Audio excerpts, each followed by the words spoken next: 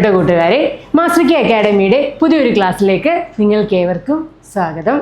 ഇന്ന് വളരെ സന്തോഷകരമായ ഒരു ദിവസമാണ്. കാരണം എന്ന് വെച്ചാൽ ഇപ്പോൾ നമ്മുടെ കേരള PSC ഇടയ്ക്കിടയ്ക്ക് മാത്രമേ ഉള്ളൂ നമ്മളെ സഹകരണ വിദ്യാർത്ഥികളെ സന്തോഷിപ്പിക്കുന്നത്, അല്ലേ? ഇടയ്ക്കിടയ്ക്ക് മാത്രമേ നമുക്ക് PSCയുടെ നോട്ടിഫിക്കേഷൻസ് വരാറുള്ളൂ, സഹകരണ മേഖലയിൽ നിന്നുള്ളത്.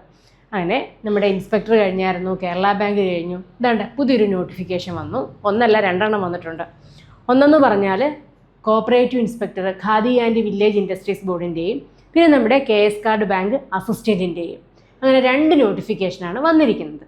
ഓക്കെ, ഇന്ന് ഞാൻ നിങ്ങളുടെ മുന്നിലേക്ക് വന്നിരിക്കുന്നത് JCIയുടെയും KS കാർഡ് ബാങ്കിൻ്റെയും മൊഡ്യൂളിനകത്തുള്ള ഒരു ടോപ്പിക്ക് അല്ല 2 ടോപ്പിക്ക്, അതുമായി ബന്ധപ്പെട്ട് PSC ചോദിച്ച പ്രീവിയസ് ക്വസ്റ്റ്യനും അതിൻ്റെ അനുബന്ധ കാര്യങ്ങളുമായിട്ടാണ് വന്നിരിക്കുന്നത്. ക്ലാസ് മുഴുവനായും കാണുക. നിങ്ങൾക്കറിയാമല്ലോ, ഒരിക്കലും PSC എന്ന് പറഞ്ഞാൽ കാര്യങ്ങളെ മനസ്സിലാക്കി പഠിക്കുന്നവർക്കും എക്സാം നന്നായിട്ട് എഴുതുന്നവർക്കുമാണ് PSC എക്സാമിന് ക്വാളിഫൈ ചെയ്യാൻ പറ്റത്തുള്ളൂ. കടലോളം പഠിച്ച് ഹാർഡ് വർക്കല്ല PSCക്ക് വേണ്ടുന്നത്, സ്മാർട്ട് വർക്കാണ് വേണ്ടുന്നത്. അതുകൊണ്ട് കാര്യങ്ങളെ മനസ്സിലാക്കി പഠിക്കുക. വർഷങ്ങൾ പഠിക്കുമ്പോൾ അടുക്കും ചിട്ടയോടെ പഠിക്കുക. കാര്യങ്ങൾ ഒരു സംഭവം ഉണ്ടായി, അതിന് ശേഷം ഉണ്ടായ ഓരോ കാര്യങ്ങളെയും കൃത്യതയോടെ പഠിക്കുക. വർഷങ്ങൾ വളരെ ഇമ്പോർട്ടൻ്റ് ആണ്, ദിവസങ്ങൾ വളരെ ഇമ്പോർട്ടൻ്റ് ആണ്. അങ്ങനെ നന്നായി പഠിച്ച് നന്നായിട്ട് നമ്മൾ കാര്യങ്ങളെ മനസ്സിലാക്കി പഠിച്ചെങ്കിൽ മാത്രമേ സ്റ്റേറ്റ്മെൻറ്റ് ടൈപ്പ് ചോദ്യങ്ങൾക്ക് ഉത്തരം എഴുതാനായിട്ട് പറ്റത്തുള്ളൂ. നിങ്ങൾക്കറിയാം, അത്യാവശ്യം നല്ല കോമ്പറ്റീഷൻ ഉണ്ടാകും. പക്ഷേ എപ്പോഴും കണ്ടിന്യൂസ് ആയിട്ട് പരീക്ഷകൾ എഴുതി പ്രാക്ടീസ് ചെയ്ത് ഇതിനകത്ത് ഈ CSEB എക്സാം എഴുതുന്ന ആൾക്കാർ കൂടുതൽ ഇതിനകത്ത് വരുന്നതുകൊണ്ട് തന്നെ നെഗറ്റീവ് മാർക്കിൻ്റെ കാര്യം അവർക്ക് ഓർമ്മയിലുണ്ടാവത്തില്ല. പലപ്പോഴും കൂടുതൽ ക്വസ്റ്റ്യൻസ് അവർ കറുപ്പിക്കാനുള്ള ചാൻസ് ഉണ്ട്. അതുകൊണ്ട് തന്നെ എക്സാമുകൾ കൂടുതൽ എഴുതി പ്രാക്ടീസ് ചെയ്ത് പ്രീവിയസ് ക്വസ്റ്റ്യൻ പേപ്പറുകളെ അവലോകനം ചെയ്ത് കൃത്യമായി പഠിക്കുന്നൊരു വ്യക്തിക്ക് ഈസി ആയിട്ട് ഇതിനകത്ത് ഏതെങ്കിലും ഒരെണ്ണത്തിൽ കയറിപ്പോവാനായിട്ട് പറ്റും. ഓക്കെ, നമുക്ക് നോക്കാം. ഒരു ക്വസ്റ്റ്യൻ നോക്കിക്കേ. Which of the following statement are true regarding the Karve committee recommendation? Karve കമ്മിറ്റിയുടെ റെക്കമെൻഡേഷൻ, ഈ കാർവേ കമ്മിറ്റി കാര്യങ്ങളൊക്കെ എവിടെയാണ് വരുന്നത്? കോപ്പറേറ്റീവ് പ്രിൻസിപ്പിൾസിനകത്താണ് വരുന്നത്, അല്ലേ? നമ്മുടെ സിലബസിനകത്തെ 2ാമത്തെ മൊഡ്യൂളിനകത്തെ ഒരു ടോപ്പിക്കാണ് കോപ്പറേറ്റീവ് പ്രിൻസിപ്പിൾസ്. എങ്ങനെയാണ് കോപ്പറേറ്റീവ് പ്രിൻസിപ്പിൾസ് വന്നത് എന്നുള്ളത്. സോ നോക്കിക്കേ, ഈ ഒരു ചോദ്യം നോക്കിക്കേ. Which of the following statement are, ഈ താഴെ പറയുന്ന സ്റ്റേറ്റ്മെൻറ്റിൽ ഏതാണ് കാർവേ കമ്മിറ്റിയുടെ റെക്കമെൻഡേഷനിൽ വരുന്നത്? നോക്കേ. The committee suggested deleting the principles of a cash sales at market rate. അതായത് ഈ കമ്മിറ്റി പറഞ്ഞു, സജഷൻ കൊടുത്തു, എന്താണ്? Deleting principle of cash sales at market rate. ഇതിന് 2ാമത്തെ നോക്കിക്കേ. The principle of political and religious neutrality was recommended for deletion. അതായത് ഈ പൊളിറ്റിക്കൽ ആൻഡ് റിലീജിയസ് ന്യൂട്രാലിറ്റിയും ഡിലീറ്റ് ചെയ്യണമെന്ന് പറഞ്ഞു. ദെൻ 3ാമത്തത്, the committee proposed including a new principle of cooperation among cooperatives. അതായത് 3ാമത്തെ പോയിന്റ് എന്താ പറഞ്ഞത്? കോപ്പറേഷൻ എമംഗ് കോപ്പറേറ്റീവ്സ് എന്ന ഒരു പ്രിൻസിപ്പിളും കൂടി ഇൻക്ലൂഡ് ചെയ്തു. ആര് ഇൻക്ലൂഡ് ചെയ്തു? കാർവേ കമ്മിറ്റി സജസ്റ്റ് ചെയ്തു എന്ന് മനസ്സിലായോ?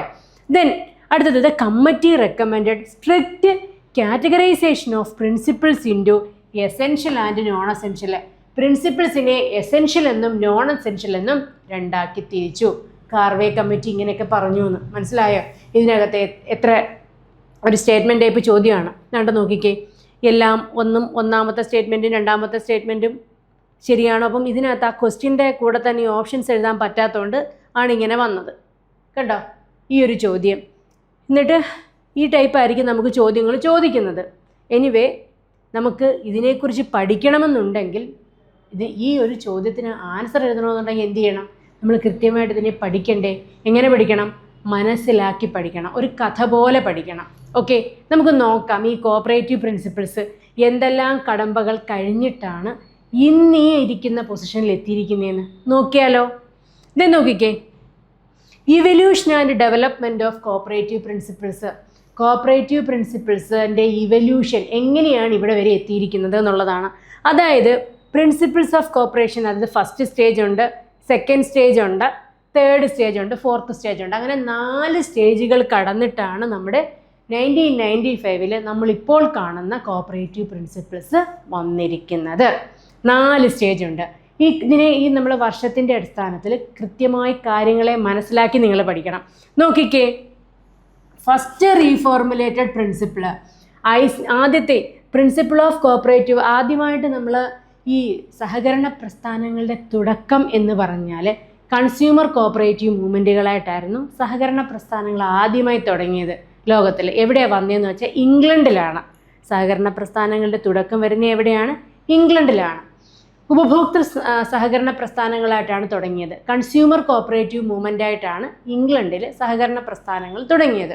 ഓക്കെ, അതുപോലെ തന്നെ ഇനി 2 കാര്യങ്ങളൂടി ഞാൻ പറയാം. അതായത് എന്നാൽ ക്രെഡിറ്റ് തുടങ്ങിയതോ, വായ്പാ സംഘങ്ങൾ തുടങ്ങിയെന്ന് പറഞ്ഞാൽ അതിൻ്റെ ബർത്ത് പ്ലേസ് ചോദിച്ചാൽ ജർമ്മനി എന്ന് പറയണം. എന്നാൽ മാർക്കറ്റിംഗ് ആണെങ്കിലോ, മാർക്കറ്റിംഗ് വന്നതെന്ന് പറഞ്ഞാൽ ഇംഗ്ലണ്ടിലാണ്. അപ്പോൾ ഓക്കെ, അപ്പം സഹകരണ പ്രസ്ഥാനങ്ങൾ ആദ്യമായി തുടങ്ങിയത് എവിടെയാണ്? സഹകരണ പ്രസ്ഥാനങ്ങളുടെ തുടക്കം വരുന്നത് ഇംഗ്ലണ്ടിലാണ്. ഓക്കെ, അവിടെ ആണെങ്കിൽ ഒരു കൺസ്യൂമർ കോപ്പറേറ്റീവ് മൂവ്മെൻ്റ് ആയിട്ടാണ് അത് വന്നത്.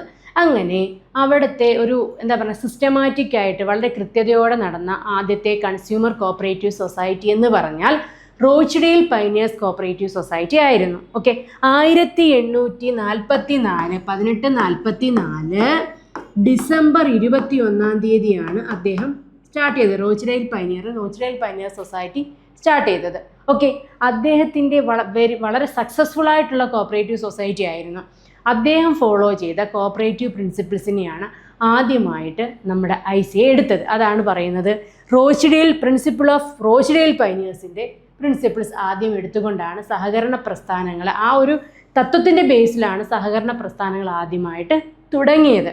പിന്നീട് 1844 അദ്ദേഹത്തിൻ്റെ വന്നത്. 1860 നമ്മൾ ഈ പറഞ്ഞ പ്രിൻസിപ്പിൾസ് എടുക്കുന്നത്. മനസ്സിലായോ? 1860 വർഷങ്ങൾ കൃത്യമായി പഠിക്കണം. 1860 പിന്നീട് ഇപ്പോൾ ഇത്രയും വർഷങ്ങളായി. ഇപ്പം ഓരോ വർഷങ്ങൾ കഴിയും തോറും മനുഷ്യന്മാർ മാറും, ചിന്താഗതികൾ മാറും. അങ്ങനെ എന്ത് സംഭവിച്ചു?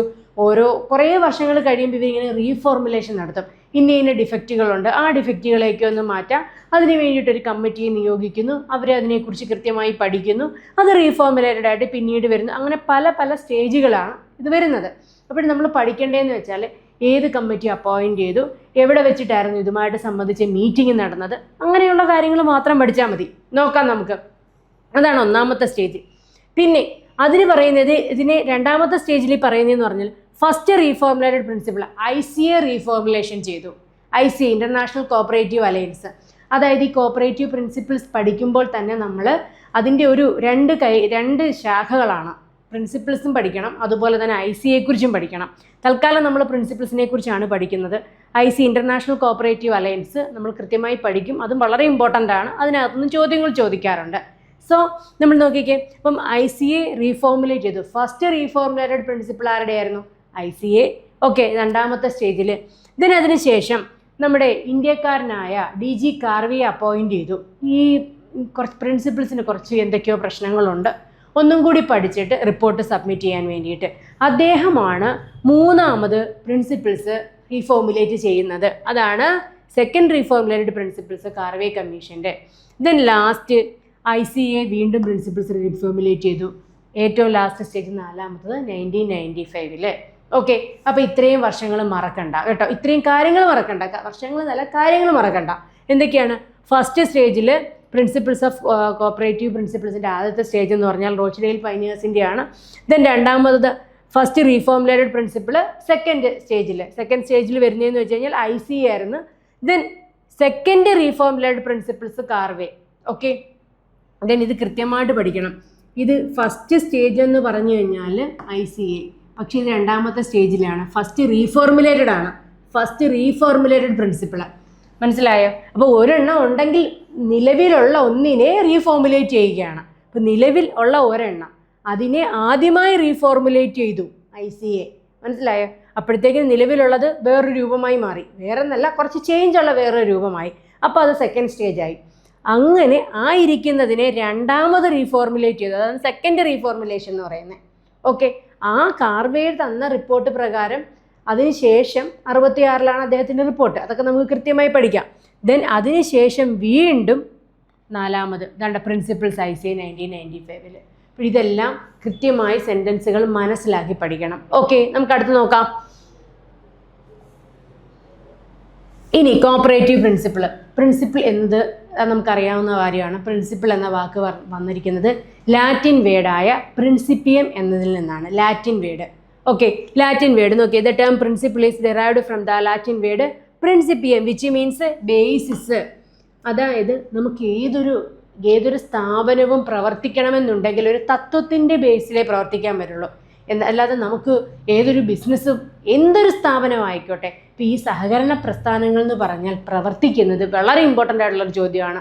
കോപ്പറേറ്റീവ് സ്ഥാപനങ്ങൾ പ്രവർത്തിക്കുന്നത് സഹകരണ തത്വങ്ങളുടെ അടിസ്ഥാനത്തിലാണ്, കോപ്പറേറ്റീവ് പ്രിൻസിപ്പിൾസിൻ്റെ അടിസ്ഥാനത്തിലാണ്. പലപ്പോഴും ചോദിച്ചിട്ടുള്ള ചോദ്യമാണ് കേട്ടോ. സഹകരണ പ്രസ്ഥാനങ്ങൾ പ്രവർത്തിക്കുന്നത് എന്തിൻ്റെ അടിസ്ഥാനത്തിലാണ്? കോപ്പറേറ്റീവ് പ്രിൻസിപ്പിൾസ്, സഹകരണ തത്വങ്ങളുടെ അടിസ്ഥാനത്തിലാണ് സഹകരണ സ്ഥാപനങ്ങൾ പ്രവർത്തിക്കുന്നത്. ദെൻ അങ്ങനെ പ്രിൻസിപ്പിൾ എന്ന് വെച്ചാൽ ഒരു പ്രിൻസിപ്പിൾ എന്ന് പറഞ്ഞാൽ എന്താണ്? Governing A law of conduct,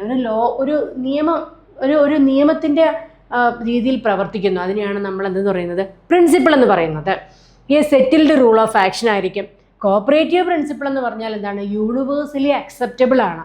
universally, അതായത് നമ്മുടെ കേരളത്തിൽ സഹകരണ പ്രസ്ഥാനങ്ങൾ എങ്ങനെയാണോ പ്രവർത്തിക്കുന്നത് അതേ നിയമങ്ങൾ തന്നെയാണ് ലോകത്തിലും മൊത്തത്തിലും പ്രവർത്തിക്കുന്നത്. അതായത് കോപ്പറേറ്റീവ് പ്രിൻസിപ്പിൾ എന്ന് പറഞ്ഞാൽ യൂണിവേഴ്സലി അക്സെപ്റ്റഡ് ആണ്.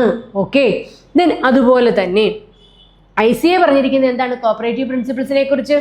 Those practices which are essential and indispensable to the achievement of the cooperative movement purpose. Cooperative മൂവ്മെൻറ്റിൻ്റെ ലക്ഷ്യത്തിന് വേണ്ടിയിട്ട് ഏറ്റവും ഇമ്പോർട്ടൻ്റ് ആയിട്ടുള്ളൊരു ഘടകമാണ്, ഏറ്റവും ഇമ്പോർട്ടൻ്റ് ആയിട്ടുള്ള പ്രാക്ടീസാണ് ഏതെന്ന് പറയുന്നത്? കോപ്പറേറ്റീവ് പ്രിൻസിപ്പിൾ എന്ന് പറയുന്നത്. ഓക്കെ ആണ്. ഇപ്പോൾ സഹകരണ തത്വങ്ങൾ എന്ന് പറഞ്ഞാൽ യൂണിവേഴ്സലി അക്സെപ്റ്റഡ് ആണ്. എല്ലാ സഹകരണ സ്ഥാപനങ്ങളും പ്രവർത്തിക്കുന്നത് എന്തിൻ്റെ ബേസിലാണ്?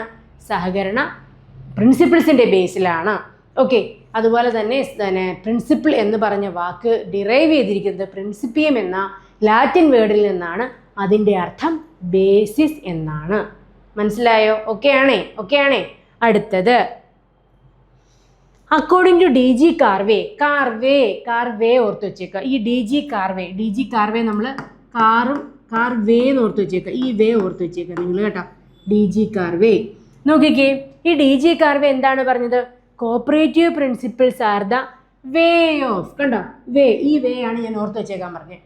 Cooperative principles are the way of organising and conducting cooperative activities. Cooperative principles എന്ന് പറഞ്ഞാൽ എന്താണ്? ഈസ് എ വേ ഓഫ്, ഒരു വഴിയാണ്. ഓർഗനൈസ് ചെയ്യുന്നു, കണ്ടക്ട് ചെയ്യുന്നു. കോപ്പറേറ്റീവ് ആക്ടിവിറ്റീസ് ഓർഗനൈസ് ചെയ്യുകയും കണ്ടക്ട് ചെയ്യുകയും ചെയ്യുന്നതിനുള്ള വഴിയാണ് എന്തെന്ന് പറയുന്നത്? Cooperative principles. ഇപ്പോൾ DG കാർവേ എന്താ പറഞ്ഞത്? അതുപോലെ അത്യാവശ്യമായിട്ട് പഠിച്ചു വെച്ചേക്കേണ്ടതാണ്. ഈ DG കാർവേ പറഞ്ഞത്, CRFA എന്താണ് പറഞ്ഞത്, പിന്നെ അതുപോലെ തന്നെ ബുക്സ് ആൻഡ് ഓതേഴ്സ്, ഇപ്പോൾ വാർബേസിൻ്റെ കോപ്പറേറ്റീവ് ഡെമോക്രസി, അതുപോലെ തന്നെ ഈ ഹൊറൈസ് പ്ലങ്കറ്റ് എന്താണ് പറഞ്ഞത്. അങ്ങനെ നമ്മൾ റിപ്പീറ്റഡ് ആയിട്ട് ക്വസ്റ്റ്യൻസുകൾ കാണുമ്പം ഇവരുടെ എല്ലാം കാര്യങ്ങൾ നമുക്ക് കിട്ടും. ഓക്കെ, PSC സ്വാഭാവികമായിട്ടും ചോദിക്കുന്നത് യൂണിവേഴ്സിറ്റി ടെക്സ്റ്റുകളിൽ നിന്നാണ് ചോദിച്ചു കാണുന്നത്. അതെന്ന് പറഞ്ഞാൽ കൃത്യമായി മനസ്സിലാക്കിയിട്ട് ഓരോ സ്റ്റേറ്റ്മെൻറ്റ് വായിക്കുമ്പോൾ നമുക്ക് വളരെ ഈസി ആയിട്ട് ഡിലീറ്റ് ചെയ്യാൻ പറ്റും. ഈ ഒരെണ്ണം ശരിയാണ്, ഈ സ്റ്റേറ്റ്മെൻറ്റ് ശരിയാണ്, ഈ സ്റ്റേറ്റ്മെൻറ്റ് തെറ്റാണെന്നുള്ളത്.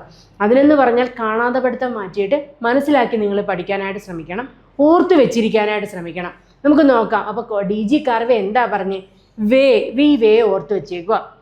എന്താ പറഞ്ഞത്? Cooperative principles are the way of organising and conducting cooperative activities. Okay, then അടുത്തത് കോപ്പറേറ്റീവ് പ്രിൻസിപ്പിൾസ് എന്ന് പറഞ്ഞാൽ ഒരു സെറ്റ് ഓഫ് റൂളാണ് that govern the life and activity of an organisation. ഒരു ഓർഗനൈസേഷൻ്റെ ലൈഫും അതുപോലെ തന്നെ ആക്ടിവിറ്റിയും നിർണ്ണയിക്കുന്ന സെറ്റ് ഓഫ് റൂൾസാണ് കോപ്പറേറ്റീവ് പ്രിൻസിപ്പിൾസ് എന്ന് പറഞ്ഞ ആരാണ്? ICA ആണ് പറഞ്ഞത്. അപ്പോൾ വേ ഓർത്ത് വെച്ചേക്കുക. DG കാർവേ, വേയെ കണക്ട് ചെയ്യുക, DG കാർവേ. ദെൻ അതുപോലെ തന്നെ ICA പറഞ്ഞ എന്താ? ഒരു സെറ്റ് ഓഫ് റൂൾസ് ആണ് that govern the life and activity of an organisation. ആര് പറഞ്ഞു? ICA പറഞ്ഞു. ദെൻ അടുത്ത നോക്കിക്കേ, റോച്ച്ഡെയിൽ പൈനിയർ. നമ്മൾ പറഞ്ഞില്ലേ, തൊട്ട് മുമ്പ് ഞാൻ പറഞ്ഞില്ലേ, സഹകരണ പ്രസ്ഥാനങ്ങളുടെ തുടക്കം വന്നത് ഇംഗ്ലണ്ടിലാണ്. അവിടുത്തെ ആദ്യത്തെ cooperative society, consumer cooperative society, ഏറ്റവും നല്ല കൺസ്യൂമർ കോപ്പറേറ്റീവ് സൊസൈറ്റി എന്ന് പറഞ്ഞാൽ റോച്ച്ഡെയിൽ പൈനിയേഴ്സ് കോപ്പറേറ്റീവ് സൊസൈറ്റി ആയിരുന്നു. 1844 ഡിസംബർ 21 അദ്ദേഹം അത് സ്റ്റാർട്ട് ചെയ്തത്.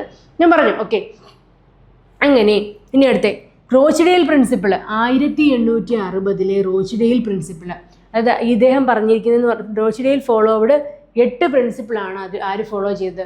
റോച്ച്ഡെയിൽ പൈനിയർ ഫോളോ ചെയ്തത് 8 പ്രിൻസിപ്പിൾസ് ആണ്. ഓക്കെ, ദെൻ അതുപോലെ തന്നെ ഇനി Rochdale principles are adopted ICA 1937 താണ്ടെ 37 ഫസ്റ്റ് റീഫോർമുലേറ്റഡ് പ്രിൻസിപ്പിൾ ആര് അഡോപ്റ്റ് ചെയ്തു? നമ്മുടെ ICA അഡോപ്റ്റ് ചെയ്തു. മനസ്സിലായോ? ICA adopted first reformulated principle 1937. അപ്പോൾ ഒന്നും കൂടി പറയാം, റോച്ച്ഡെയിൽ പ്രിൻസിപ്പിൾസ് 1860.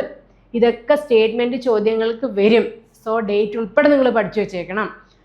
ഇതിനകത്ത് നമുക്ക് 4 സ്റ്റേറ്റ്മെൻറ്റ് വരുമ്പം 2 നമുക്ക് പെട്ടെന്ന് മനസ്സിലാവും, പക്ഷേ 2 കൺഫ്യൂസിംഗ് ആയിട്ട് വരും.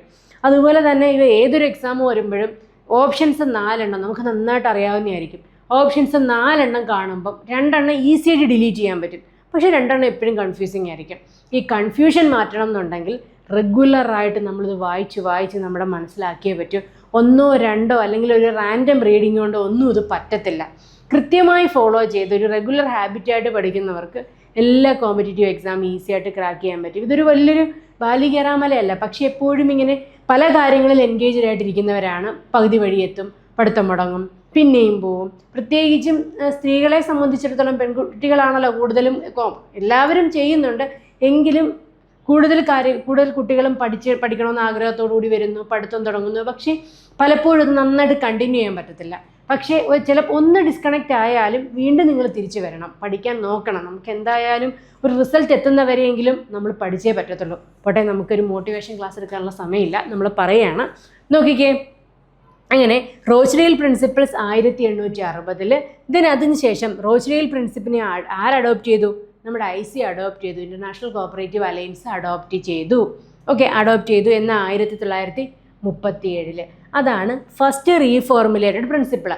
ഫസ്റ്റ് റീഫോർമുലേറ്റഡ് പ്രിൻസിപ്പിൾ വരുന്നത് സെക്കൻഡ് സ്റ്റേജിലാണ്. ഞാൻ നേരത്തെ പറഞ്ഞു, ആദ്യം നമുക്ക് എന്തെങ്കിലും ഒരു കാര്യമുണ്ട് എന്നുണ്ടെങ്കിൽ ആദ്യം അത് വന്നൊരു കോപ്പറേറ്റീവ് പ്രിൻസിപ്പിൾസ് അതിനെയാണ് റീഫോർമുലേറ്റ് ചെയ്തിരിക്കുന്നത്. സോ ഒരെണ്ണത്തിനെ റീഫോർമുലേറ്റ് ചെയ്യുമ്പോൾ അതങ്ങ് രണ്ടാമത്തെ സ്റ്റേജ് ആകുമ്പം ഫസ്റ്റ് റീഫോർമുലേറ്റഡ് ആയി. ഓക്കെ, അങ്ങനെയാണ് ബാലൻസ് വരുന്നത്. ഉള്ളതിനെ നമ്മൾ വീണ്ടും റീഫോർമുലേറ്റ് ചെയ്തു. അതുകൊണ്ടാണ് ഫസ്റ്റ് റീഫോർമുലേറ്റഡ് എന്ന് പറഞ്ഞത്. അത് കൺഫ്യൂഷൻ ആകരുത്, അതുകൊണ്ടാണ് ഞാൻ എടുത്തെടുത്ത് പറയുന്നത്.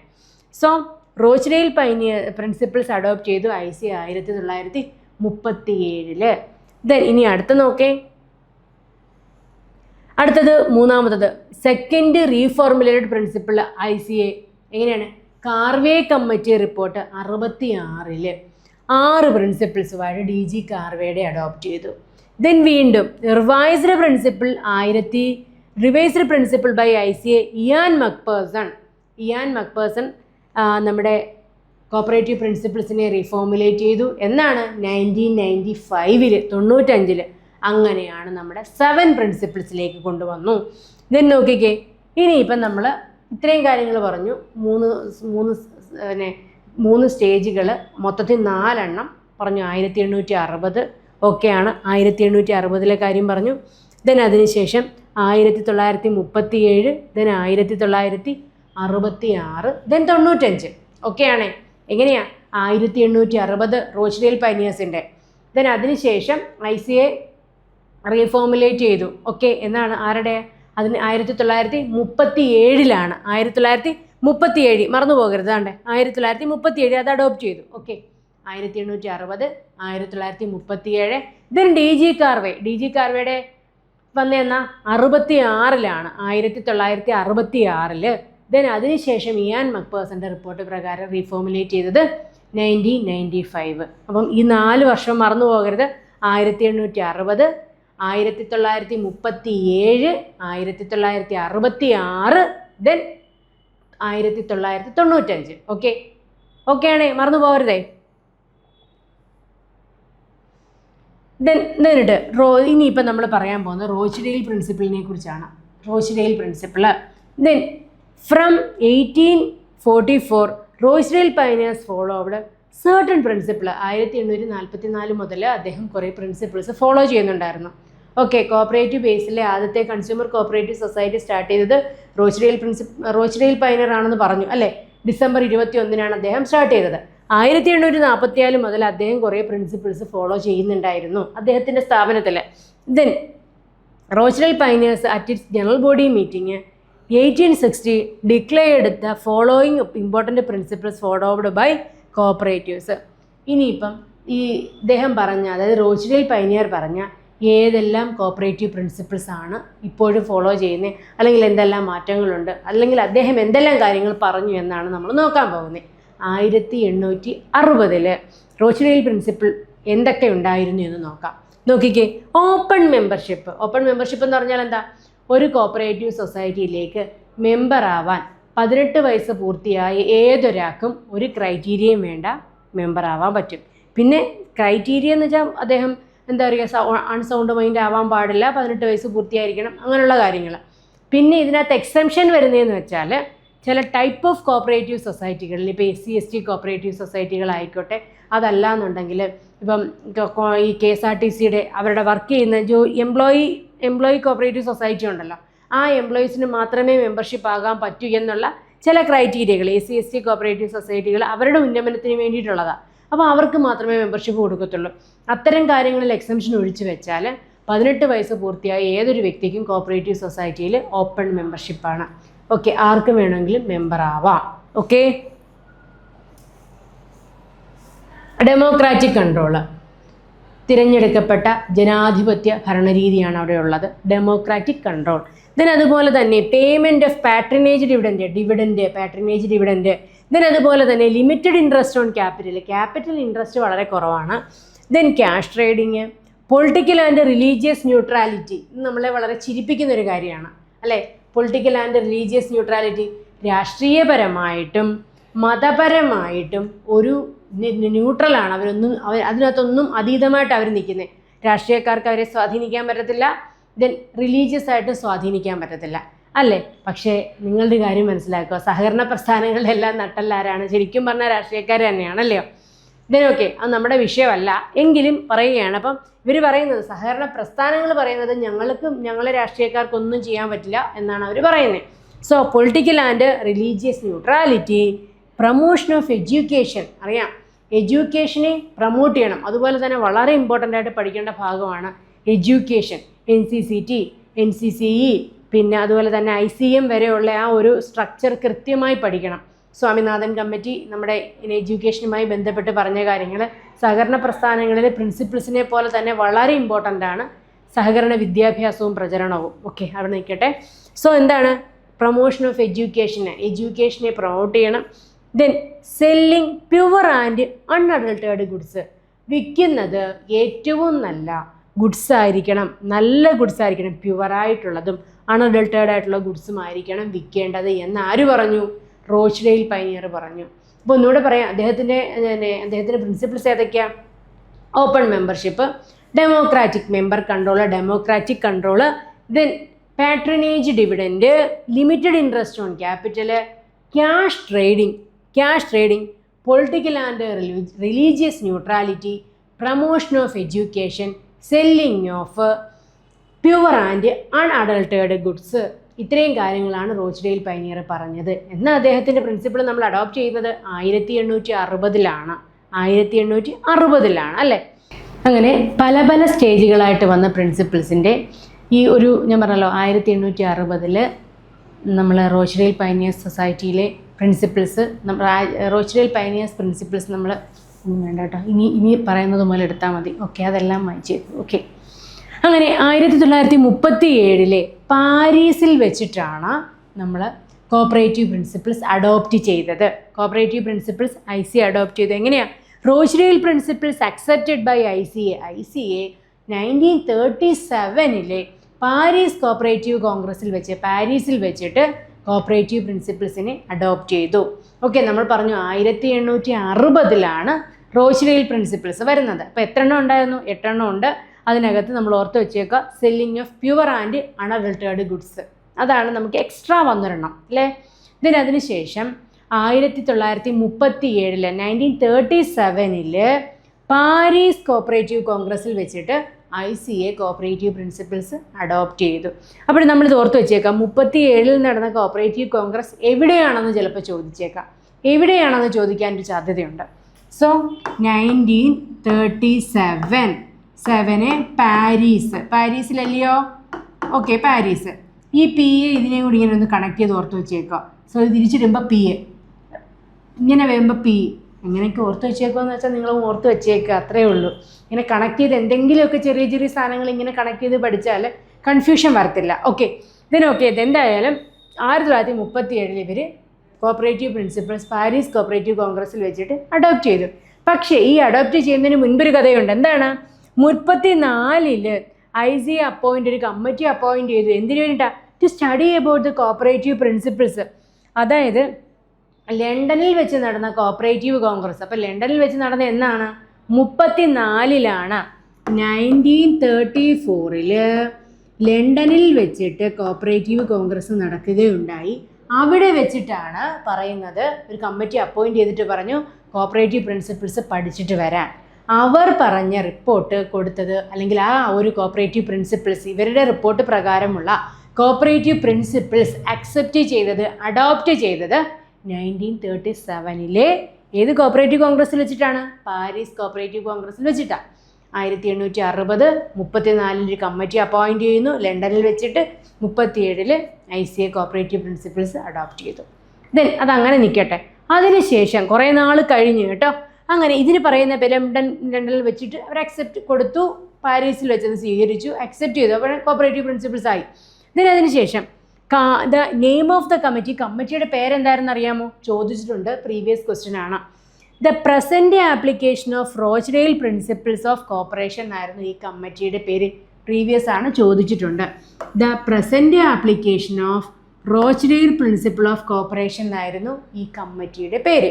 ഓക്കെ, അതിന് ശേഷം 37 ICA റോച്ച്ഡെയിൽ പ്രിൻസിപ്പിൾസ് അഡോപ്റ്റ് ചെയ്തു. 8 principles as A cooperative principles ആയിട്ട് 8 എണ്ണത്തിനെ അഡോപ്റ്റ് ചെയ്തു. ഓക്കെ ആണേ. 1860 1934 1937 അങ്ങനെ 37 വരെ വന്ന് നിൽക്കുകയാണ് നമ്മൾ. ഓക്കെ, ഇനി അടുത്ത കഥ തുടരുന്നു. ഇത് നോക്കിക്കേ, റോച്ച്ഡെയിൽ പ്രിൻസിപ്പിൾ 37 അക്സെപ്റ്റ് ചെയ്തെന്ന് പറഞ്ഞല്ലോ. ഏതൊക്കെയാണ്? അതിനെ നമ്മൾ 1 മുതൽ എസെൻഷ്യൽ എന്നും നോൺ എസെൻഷ്യൽ എന്നും രണ്ടായിട്ട് തിരിച്ചു. എസെൻഷ്യൽ പ്രിൻസിപ്പിൾ എന്നും നോൺ എസെൻഷ്യൽ, ഏറ്റവും ഇമ്പോർട്ടൻ്റ് ആയിട്ടുള്ളതും അത്ര എസെൻഷ്യൽ അല്ലാത്തതുമായിട്ടുള്ള പ്രിൻസിപ്പിൾസ് എന്ന് രണ്ടായിട്ട് തിരിച്ചു. ഇത് നോക്കിക്കേ, ഓപ്പൺ മെമ്പർഷിപ്പ് നേരത്തെ ഉണ്ടായിരുന്നത്, democratic control, limited interest on capital എന്ന് പറഞ്ഞാൽ ഒരു വേജ് ഏണർ മാത്രമാണ്, ഒരിക്കലും ഒരു ലാഭത്തിന് വേണ്ടിയിട്ടല്ല, ഒരു പ്രോഫിറ്റ് മേക്കിംഗ് അല്ല എന്ന് പറഞ്ഞു. പാട്രണേജ് ഡിവിഡൻറ്റ്, ദെൻ അത്രയും കാര്യങ്ങളാണ് എസെൻഷ്യൽ പ്രിൻസിപ്പിളിൻ്റെ കാറ്റഗറിയിൽ വരുന്നത്. അപ്പോൾ 8 എണ്ണം, 4 എണ്ണം എസെൻഷ്യൽ എന്നും 4 എണ്ണം നോൺ എസെൻഷ്യൽ എന്നും രണ്ടായിട്ട് കാറ്റഗറൈസ് ചെയ്തു. Open membership, democratic control, then മൂന്നാമത്തത് എന്തായിരുന്നു? Limited interest on capital, payment of patronage dividend. Then 5 മുതൽ 8 വരെയുള്ള നോൺ എസെൻഷ്യലിനെ അഥവാ സെക്കൻഡറി പ്രിൻസിപ്പിൾസ് എന്ന് വെച്ച് കഴിഞ്ഞാൽ cash trading, political and religious neutrality, promotion of education, selling of pure and unadulterated goods. അങ്ങനെ രണ്ട് കാറ്റഗറി ആയിട്ട് തിരിച്ചു കോപ്പറേറ്റീവ് പ്രിൻസിപ്പിൾസിനെ. 8 കോപ്പറേറ്റീവ് പ്രിൻസിപ്പിൾസ് ഉണ്ടായിരുന്നു 1937 1937 എസെൻഷ്യൽ എന്നും നോൺ എസെൻഷ്യൽ എന്നും രണ്ടായിട്ട് തിരിച്ചു. ഇത്രയും കാര്യങ്ങളിൽ ഒരു കൺഫ്യൂഷനും ഇല്ലല്ലോ. ഓക്കെ അല്ലേ? ദെൻ അടുത്തത് കാർവേയുടെ പ്രിൻസിപ്പിൾ. ഇനി നമ്മുടെ ഇന്ത്യക്കാരനായ DG കാർവേ അവതരിക്കുകയാണ്.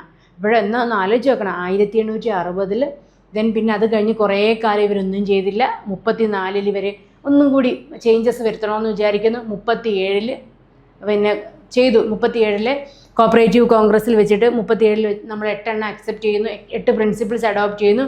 എസെൻഷ്യൽ എന്നും നോൺ എസെൻഷ്യൽ എന്നും രണ്ടായിട്ട് തിരിക്കുന്നു. ഓക്കെ, ദെൻ അതിനുശേഷം എസെൻഷ്യൽ എന്നും നോൺ എസെൻഷ്യൽ എന്നും രണ്ടായിട്ട് തിരിച്ചു. ഈ 37 കഴിഞ്ഞ് കുറേ നാളത്തെ കണക്കൊന്നും ഇല്ലായിരുന്നു. അതിനുശേഷം അവർ വീണ്ടും ഇറങ്ങി എഴുന്നേറ്റ്. എന്നാൽ 1963 1963 അവർ വീണ്ടും വിചാരിക്കുകയാണ്, ഇനിയൊന്ന് ഈ കോപ്പറേറ്റീവ് പ്രിൻസിപ്പിൾസ് ഒന്നും കൂടി റീഫോമുലേറ്റ് ചെയ്താൽ കൊള്ളാം. കാര്യം വർഷങ്ങൾ കഴിയുമ്പോഴും, അതായത് നമ്മൾ 10 അല്ലെങ്കിൽ ഒരു 50 വർഷത്തിന് മുൻപ് നമ്മൾ ചിന്തിച്ച ചിന്താഗതിയോ ഒന്നും ആയിരിക്കത്തില്ല ഇന്ന് നമ്മൾ ചിന്തിക്കുന്ന ചിന്താഗതി ആയിരിക്കത്തില്ല അന്നത്തെ മനുഷ്യർക്ക്, അല്ലേ? ഓക്കെ, ദെൻ അതുപോലെ തന്നെയാണ് എല്ലാ കാര്യങ്ങളിലും. വർഷങ്ങൾ കഴിയുന്തോറും എല്ലാ മാറ്റങ്ങളും ഇങ്ങനെ വന്നുകൊണ്ടേയിരിക്കും. സോ 63 ആയപ്പോഴേക്കും അവർക്ക് ചിന്ത വന്ന് ഇനി കുറച്ചും കൂടി മാറ്റങ്ങൾ ഉണ്ടാവണം എന്നുള്ളത്. അങ്ങനെ ബേൺമൗത്തിൽ വെച്ചിട്ട് നോക്കട്ടെ, നോട്ടുണ്ടോ നോക്കട്ടെ. അപ്പം 1963 ബേൺമൗത്തിൽ വെച്ചിട്ട് കോപ്പറേറ്റീവ് കോൺഗ്രസ്സിൽ ICAയുടെ മീറ്റിംഗ് നടന്ന സമയത്ത് പറഞ്ഞു, കോപ്പറേറ്റീവ് പ്രിൻസിപ്പിൾസിനെ ഒന്ന് റീഫോർമുലേറ്റ് ചെയ്താൽ കൊള്ളാം, ഇനി ഒന്നും കൂടി ചെയ്താൽ നല്ലതായിരിക്കും എന്ന് പറയുന്നു. അങ്ങനെ 64 1964 പക്ഷേ ഈ 63 പിന്നെ ഇങ്ങനൊരു റീഫോർമുലേഷൻ നടത്തണം എന്നുള്ളതിനെക്കുറിച്ച് ചർച്ച ചെയ്യുന്നത്. എവിടെ വെച്ചിട്ട്? അത് ബേൺമൗത്തിൽ വെച്ചിട്ടാണ്. ഈ BAയും ഈ 3നെയും കൂടെ ഓർമ്മിച്ച് വെച്ച് പഠിച്ചാൽ മതി. 3നെ ഇങ്ങനെ എഴുതിയ B ആവും. ഓക്കെ. അപ്പോൾ ബേൺമൗത്തിൽ വെച്ചൊരു മീറ്റിംഗ് നടന്നു. അപ്പോൾ പറഞ്ഞു നമുക്ക് DG കാർവേ അപ്പോയിൻറ്റ് ചെയ്യാം, കോപ്പറേറ്റീവ് പ്രിൻസിപ്പിൾസ് റീഫോർമുലേറ്റ് ചെയ്യാൻ വേണ്ടിയിട്ട്. ഇന്ത്യക്കാരനാണ് DG കാർവേ. സോ അങ്ങനെ അതിന് വേണ്ടിയിട്ട് മീറ്റിംഗ് നടക്കുന്നു 63. ദെൻ 64 കോപ്പറേറ്റീവ് പ്രിൻസിപ്പിൾസിനെ റീഫോർമുലേറ്റ് ചെയ്യാൻ വേണ്ടിയിട്ട് DG കാർവേയെ അപ്പോയിൻറ്റ് ചെയ്യുന്നു. നോക്കിക്കേ, 22ാമത്തെ കോപ്പറേറ്റീവ് കോൺഗ്രസ് ആണ് ഇത് നടക്കുന്നത്. 22ാമത്തെ കോപ്പറേറ്റീവ് കോൺഗ്രസ് 63 ബേൺമൗത്തിൽ വെച്ച് നടന്നു. അവിടെ തീരുമാനിക്കുകയുണ്ടായി, ഒരു കമ്മിറ്റിയെ നമുക്ക് കോപ്പറേറ്റീവ് പ്രിൻസിപ്പിൾസ് റീഫോർമുലേറ്റ് ചെയ്യാൻ വേണ്ടി അപ്പോയിൻറ്റ് ചെയ്യണമെന്ന് ചിന്തിച്ചു. ദെൻ അവിടെ നിന്നും അങ്ങനെ ഡിസംബർ 64 നമ്മുടെ DG കാർവേയെ അപ്പോയിൻറ്റ് ചെയ്തു. Under the chairmanship of DG Karve, professor DG Karve, cooperative പ്രിൻസിപ്പിൾസിനെ റീഫോർമുലേറ്റ് ചെയ്യാൻ വേണ്ടിയിട്ട്. ദെൻ അതുപോലെ തന്നെ പ്രൊഫസർ ബോണർ ഇംഗ്ലണ്ടുകാരനാണ്. അപ്പോൾ ഇദ്ദേഹത്തിവരെയൊക്കെ ഒന്ന് ഓർത്ത് വെച്ചേക്കുക, കണ്ടാൽ ഒന്ന് ഓർത്തേക്കുക. ഓക്കെ എന്നും പറഞ്ഞുകൊണ്ട് കാണാതെ പഠിക്കണം എന്നില്ല, ഇതുവരെയൊക്കെ കണ്ടാലൊന്ന് ഓർത്താൽ മതി. നോക്കിക്കേ, പ്രൊഫസർ ബോണർ ഇംഗ്ലണ്ടിലാണ്, Kistanov Russia, Hansler Germany, then Cowden USA, 5 നേഷൻസും മെമ്പേഴ്സായിരുന്നു. ഈ ഇവിടെ മെമ്പേഴ്സ് ആരൊക്കെയാണെന്ന് ചോദിക്കാം. ആരൊക്കെ ഉണ്ടായിരുന്നു? ഇംഗ്ലണ്ടിൽ നിന്നും, റഷ്യയിൽ നിന്നും, ജർമ്മനിയിൽ നിന്നും, USAയിൽ നിന്നും ഉള്ള എല്ലാ മെമ്പേഴ്സും ഉണ്ടായിരുന്നു. ഓക്കെ. അങ്ങനെ DG കാർവേയെ അപ്പോയിൻറ്റ് ചെയ്യുന്നു. 64 അപ്പോയിൻറ്റ് ചെയ്യുന്നു. ഡൗട്ടൊന്നും ഇല്ലേ? ദെൻ അടുത്തത് നോക്കിക്കേ, ദ കമ്മിറ്റി സബ്മിറ്റ് റിപ്പോർട്ട്. അതായത് DG കാർവേയുടെ കമ്മിറ്റിയിൽ 5 അംഗ മെമ്പേഴ്സ് ഉണ്ടായിരുന്നു. പല രാജ്യങ്ങളിൽ നിന്നുള്ള 5 അംഗ മെമ്പേഴ്സ് ഉണ്ടായിരുന്നു. ഈ മെമ്പേഴ്സിനെ ഒന്നും കൂടി വേണമെങ്കിൽ ഓർത്ത് വെച്ചോ, ഒന്ന് കണ്ടോ. ബോർണർ, കിസ്റ്റോനവ് എന്ന് പറഞ്ഞാൽ റഷ്യക്കാരനാണ്, ദെൻ ഹാൻസ്ലർ, ദെൻ കോഡൻ. 5 നേഷൻസിലെ മെമ്പേഴ്സ് ഉണ്ടായിരുന്നു. ഏതൊക്കെ നേഷൻസിലെ members? England, Russia, Germany, USA. Okay, ഇത്രയും മെമ്പേഴ്സ് ഉണ്ടായിരുന്നു. എന്നതിന് ശേഷം ഈ കമ്മിറ്റി എന്ത് ചെയ്തു? റിപ്പോർട്ട് സബ്മിറ്റ് ചെയ്തു. The committee submit report 1966 Vienna cooperative കോൺഗ്രസ്സിൽ വെച്ചിട്ട് ഇവർ റിപ്പോർട്ട് സബ്മിറ്റ് ചെയ്തു. നമ്മൾ പറഞ്ഞ പല കോപ്പറേറ്റീവ് കോൺഗ്രസിൻ്റെയും വർഷം, അതുപോലെ തന്നെ സ്ഥലം എവിടെയാണെന്ന് ഓർത്ത് വെച്ചേക്കണം. സ്ഥലം ഓർത്ത് വെച്ചേക്കണം, മറന്നു പോകരുത്. അപ്പോൾ 64 കോപ്പറേറ്റീവ് കോൺഗ്രസ്സിൽ എവിടെ വെച്ചിട്ടായിരുന്നു? 66 വിയന്ന. നമ്മൾ 6 എഴുതുന്നത് എങ്ങനെയാണ്? 6 നമ്മൾ നോർമലി 6 ഇങ്ങനെ എഴുതും. അതുപോലെ തന്നെ നമ്മൾ ഇങ്ങനെ എഴുതില്ലേ? 6നെ ഇങ്ങനെ 6 എഴുതത്തില്ലയോ? സോ വിയന്ന, VI കണ്ട, 6 5 6 വിയന്ന ഓർത്ത് വെച്ചേക്കണം കേട്ടോ. സോ കമ്മിറ്റി സബ്മിറ്റ് റിപ്പോർട്ടിന് 1966 അറ്റ് വിയന്ന കോപ്പറേറ്റീവ് കോൺഗ്രസ് അവരെന്തൊക്കെ കാര്യങ്ങളാണ് പറഞ്ഞ്? ഓപ്പൺ ആൻഡ് വോളണ്ടറി മെമ്പർഷിപ്പ്, സ്വമേധയാ മെമ്പറാകാനായിട്ട് പറ്റും. ഓപ്പൺ ആണ്, അതുപോലെ തന്നെ വോളണ്ടറി ആണ്. സ്വമേധയാ നമ്മൾ ആരെയും പോയിട്ട് നിർബന്ധിക്കേണ്ട കാര്യമൊന്നുമില്ല, സ്വമേധയാ മെമ്പർഷിപ്പ് കൊടുക്കാം. ദെൻ അതുപോലെ തന്നെ ഡെമോക്രാറ്റിക് മാനേജ്മെൻറ്റ്, ജനാധിപത്യ ഭരണ സംവിധാനമാണുള്ളത്. ദെൻ ഈ ലിമിറ്റഡ് ഇൻട്രസ്റ്റ് ഓൺ ക്യാപിറ്റലിന് ഇൻട്രസ്റ്റ് വളരെ ലിമിറ്റഡ് ആണ്, limited interest on capital. Then equitable distribution of surplus വന്നാൽ ഈക്വലി ഡിസ്ട്രിബ്യൂട്ട് ചെയ്യണം. Then cooperative education to members, office bearers, prospective members. അതായത് സഹകരണ വിദ്യാഭ്യാസം എല്ലാവരിലേക്കും എത്തിക്കണം. മെമ്പേഴ്സിന് കൊടുക്കണം, അതുപോലെ തന്നെ ജനങ്ങൾക്ക് കൊടുക്കണം, എല്ലാവർക്കും. എന്തൊക്കെയാണ്? ഓഫീസിലുള്ളവർക്ക് കൊടുക്കണം. ദെൻ അതുപോലെ തന്നെ ഇനി വരാൻ പോകുന്ന മെമ്പേഴ്സിനും സഹകരണ വിദ്യാഭ്യാസത്തിനെ കുറിച്ച് കൊടുക്കണം. എന്താണ് ഈ സഹകരണ പ്രസ്ഥാനം കൊണ്ട് അർത്ഥമാക്കുന്നത്? ശരിക്കും പറഞ്ഞാൽ സഹകരണ പ്രസ്ഥാനങ്ങൾ എന്തിനു വേണ്ടിയിട്ടാണ് നിലകൊള്ളുന്നത്? മെമ്പേഴ്സിൻ്റെ എക്കണോമിക് ഇൻട്രസ്റ്റിനെ പരിഗണിക്കാൻ വേണ്ടിയിട്ട് നിലകൊള്ളുന്ന സ്ഥാപനങ്ങളാണ് സഹകരണ സ്ഥാപനങ്ങൾ. മെമ്പേഴ്സിൻ്റെ എക്കണോമിക് ഡെവലപ്മെൻ്റ് ആണ് ഫസ്റ്റ് പ്രയോറിറ്റി കൊടുക്കുന്നത്. സഹകരണ ഒരു കോപ്പറേറ്റീവ് സൊസൈറ്റിയിലേക്ക് ജോയിൻ ചെയ്തിട്ടുള്ള മെമ്പർമാരുടെ, അഡ്മിഷൻ എടുത്ത മെമ്പർമാർക്കാണ് പ്രയോറിറ്റി കൊടുക്കുന്നത്. ഓർത്ത് വെച്ചേക്കണം. മെമ്പേഴ്സിൻ്റെ എക്കണോമിക് ഇൻട്രസ്റ്റ് പ്രൊമോട്ട് ചെയ്യാൻ വേണ്ടിയിട്ടാണ് എന്ത് വന്നിരിക്കുന്നത്? സഹകരണ പ്രസ്ഥാനങ്ങൾ വന്നിരിക്കുന്നത്. സാധാരണക്കാരായ ജനങ്ങളാണല്ലോ മെമ്പേഴ്സ്. ഓക്കെ, അപ്പോൾ പറഞ്ഞിരിക്കുന്നത് എന്താണ്? സഹകരണ വിദ്യാഭ്യാസം മെമ്പേഴ്സിന് കൊടുക്കണം, ഓഫീസ് ബിയറേഴ്സിന് കൊടുക്കണം, അതുപോലെ തന്നെ വരാനിരിക്കുന്ന പ്രോസ്പെക്റ്റീവ് മെമ്പേഴ്സിനും കൊടുക്കണം. ദെൻ അതുപോലെ തന്നെ കോപ്പറേഷൻ എമംഗ് കോപ്പറേറ്റീവ്സ് വളരെ ഇമ്പോർട്ടൻ്റ് ആയിട്ട് ഇദ്ദേഹം കൊണ്ടുവന്നതാണ്. എന്താണ്? പ്രിൻസിപ്പിൾ ഓഫ് ഗ്രോത്ത് എന്ന് പറയുന്ന പ്രിൻസിപ്പിളാണ് കോപ്പറേഷൻ എമംഗ് കോപ്പറേറ്റീവ്സ്. ഓക്കെ ആണേ? ഇത്രയും കാര്യങ്ങൾ മറന്നു പോകരുതേ. അപ്പോൾ നമ്മൾ എവിടെ മുതലാണ് പറഞ്ഞ് ഒന്ന് നോക്കിക്കേ. 1860 റോച്ച്ഡെയിൽ പ്രിൻസിപ്പിൾസ് IC അഡോപ്റ്റ് ചെയ്യുന്നു. വർഷങ്ങളോളം അതുതന്നെയായിരുന്നു കോപ്പറേറ്റീവ് പ്രിൻസിപ്പിൾസ്. അതിനുശേഷം 1934 ഒരു കമ്മിറ്റി അപ്പോയിൻറ്റ് ചെയ്യുന്നു. കമ്മിറ്റി അപ്പോയിൻറ്റ് ചെയ്തിട്ട് എന്താണ് നോക്കിക്കേ, റോച്ച്ഡെയിലിൻ്റെ ജനറൽ ബോഡി മീറ്റിംഗിന് 1860 ഡിക്ലെയർ ചെയ്തു. താഴെ പറയുന്ന കോപ്പറേറ്റീവ് പ്രിൻസിപ്പിൾസ് എല്ലാം അവരെടുത്തു, അക്സെപ്റ്റ് ചെയ്തു. ICA കോപ്പറേറ്റീവ് പ്രിൻസിപ്പിൾസ് അക്സെപ്റ്റ് ചെയ്തു എന്ന് പറഞ്ഞു. അപ്പോൾ അതിനകത്ത് പറഞ്ഞതെന്ന് പറഞ്ഞു കഴിഞ്ഞാൽ എന്തൊക്കെയാണ്? Open membership, democratic control, then patronage dividend, പിന്നെ എന്താണ് limited interest on capital, cash trading, political and religious neutrality, promotion of education, selling of pure and unadulterated goods.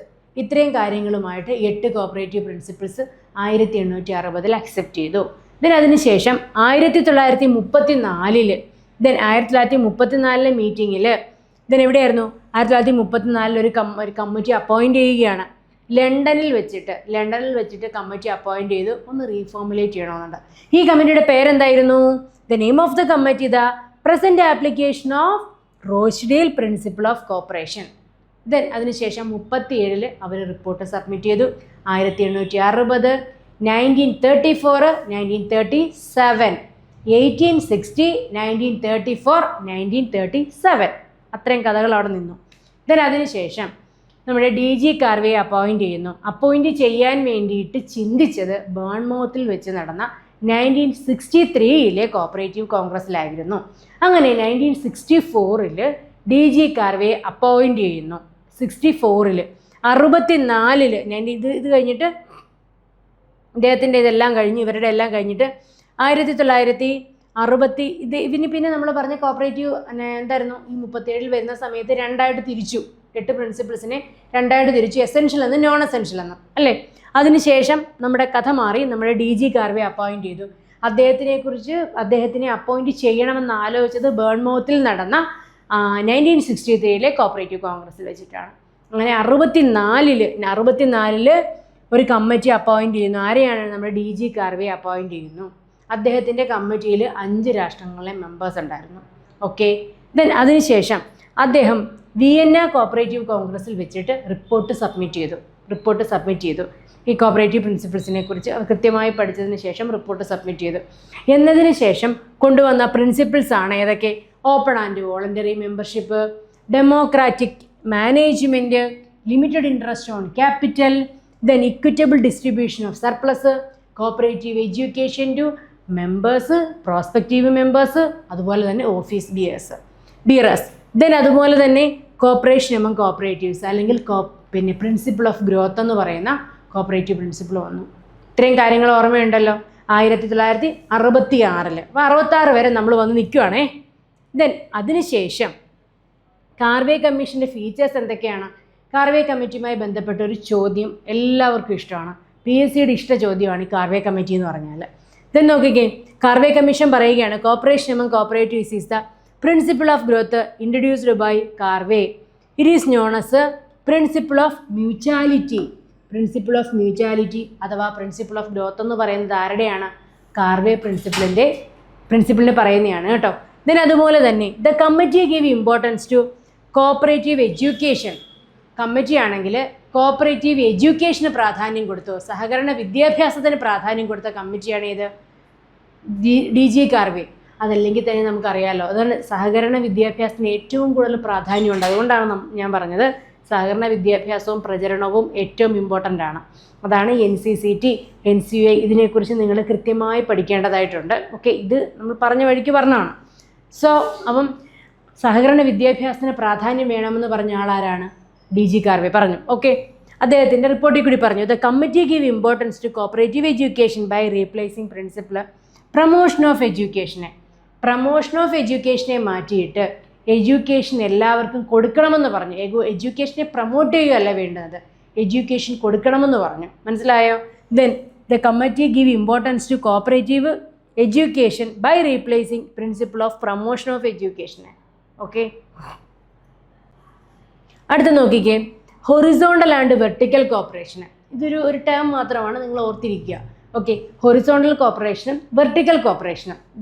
Vertical the cooperation between different type of societies, cooperation between different type of societies in the same stage, ഒരേ സ്റ്റേജിലുള്ള different type of സൊസൈറ്റികൾ, ഒരേ സ്റ്റേജിലുള്ള different type of സൊസൈറ്റികൾ. Okay, ഒരേ സ്റ്റേജിലുള്ള different type of സൊസൈറ്റികളെ നമ്മൾ പറയുന്നതാണ്. നോക്കിക്കേ, cooperation between different type of societies in the same stage, ഒരേ സ്റ്റേജിലുള്ള ഡിഫറെൻറ്റ് ടൈപ്പ് ഓഫ് സൊസൈറ്റികൾ, ക്രെഡിറ്റ് സൊസൈറ്റീസ്, പിന്നെ അതുപോലെ തന്നെ അല്ലെങ്കിൽ മാർക്കറ്റിംഗ് സൊസൈറ്റീസ്, അങ്ങനെയുള്ളതിനെ പറയുന്നതാണ്. എന്താണ് അവരുടെ ഡിഫറെൻറ്റ് ടൈപ്പ് ആയിരിക്കും, പക്ഷേ സെയിം സ്റ്റേജിലായിരിക്കും. ദെൻ നോക്കിക്കുക, അതിന് പറയുന്ന പേരാണ് പാരലൽ കോപ്പറേഷൻ. എന്താണ് പാരലൽ ഓർത്ത് വെച്ചേക്കാം.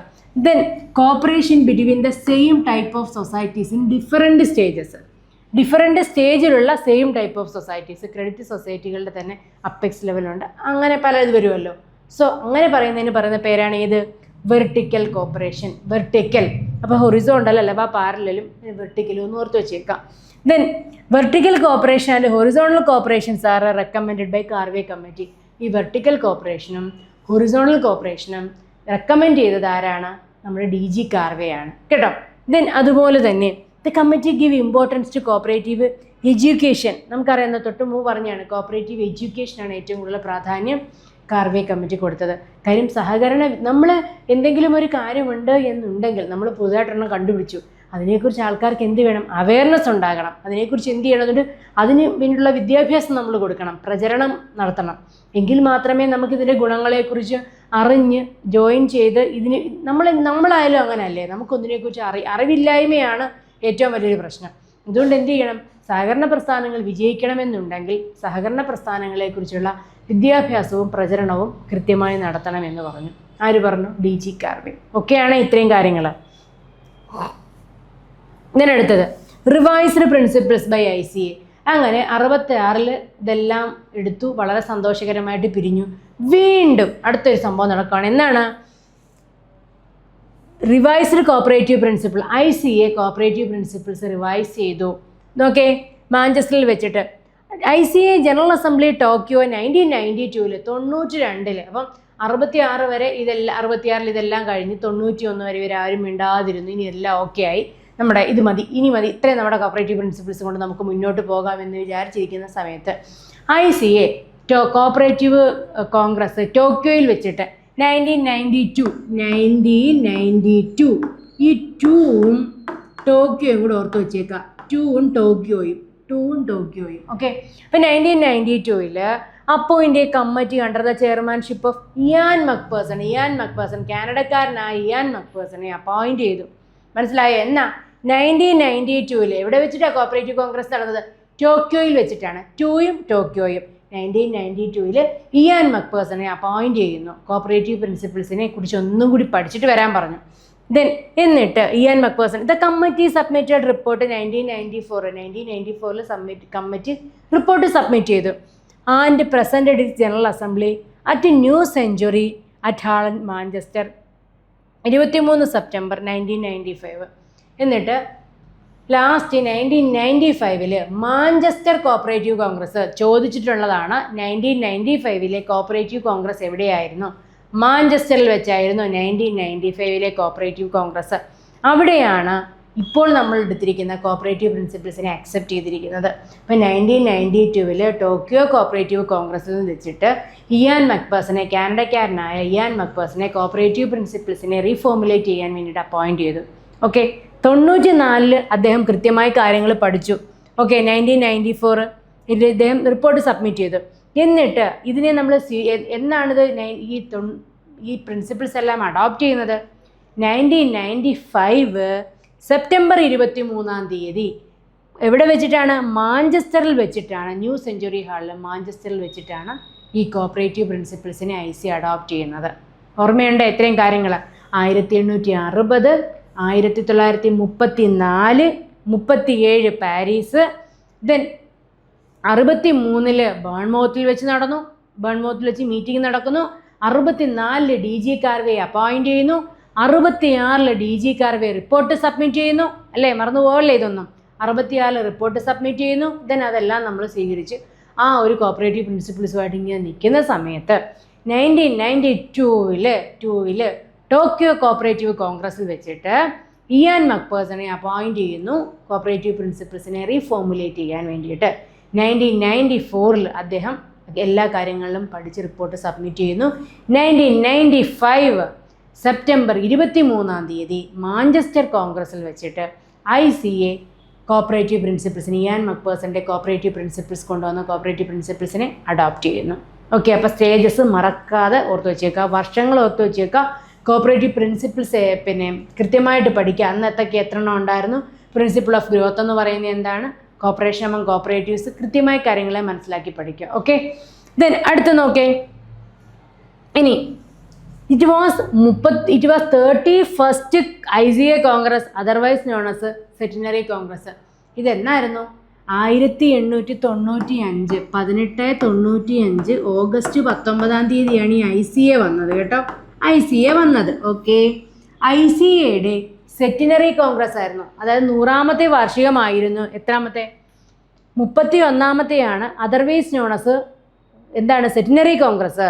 Is 7 book a cooperative specialist from Sweden conduct research about cooperative principles and value. ഇതും PVQ ആണ്. 7 ബുക്ക്. എന്താണ് 7 ബുക്ക് എന്ന് പറഞ്ഞാൽ? സ്വീഡനിലെ കോപ്പറേറ്റീവ് സ്പെഷ്യലിസ്റ്റ് കണ്ടക്ട് ചെയ്തതാണ്. എന്ത്? കോപ്പറേറ്റീവ് പ്രിൻസിപ്പിൾസിനെയും വാല്യൂസിനെയും കുറിച്ച് റിസർച്ച് ചെയ്തിട്ട് കണ്ടെത്തിയതാണ്. ഓക്കെ, അതിനെയാണ് നമ്മൾ 7 ബുക്ക്. ഓർത്ത് വെച്ചേന്നാൽ മതി കേട്ടോ.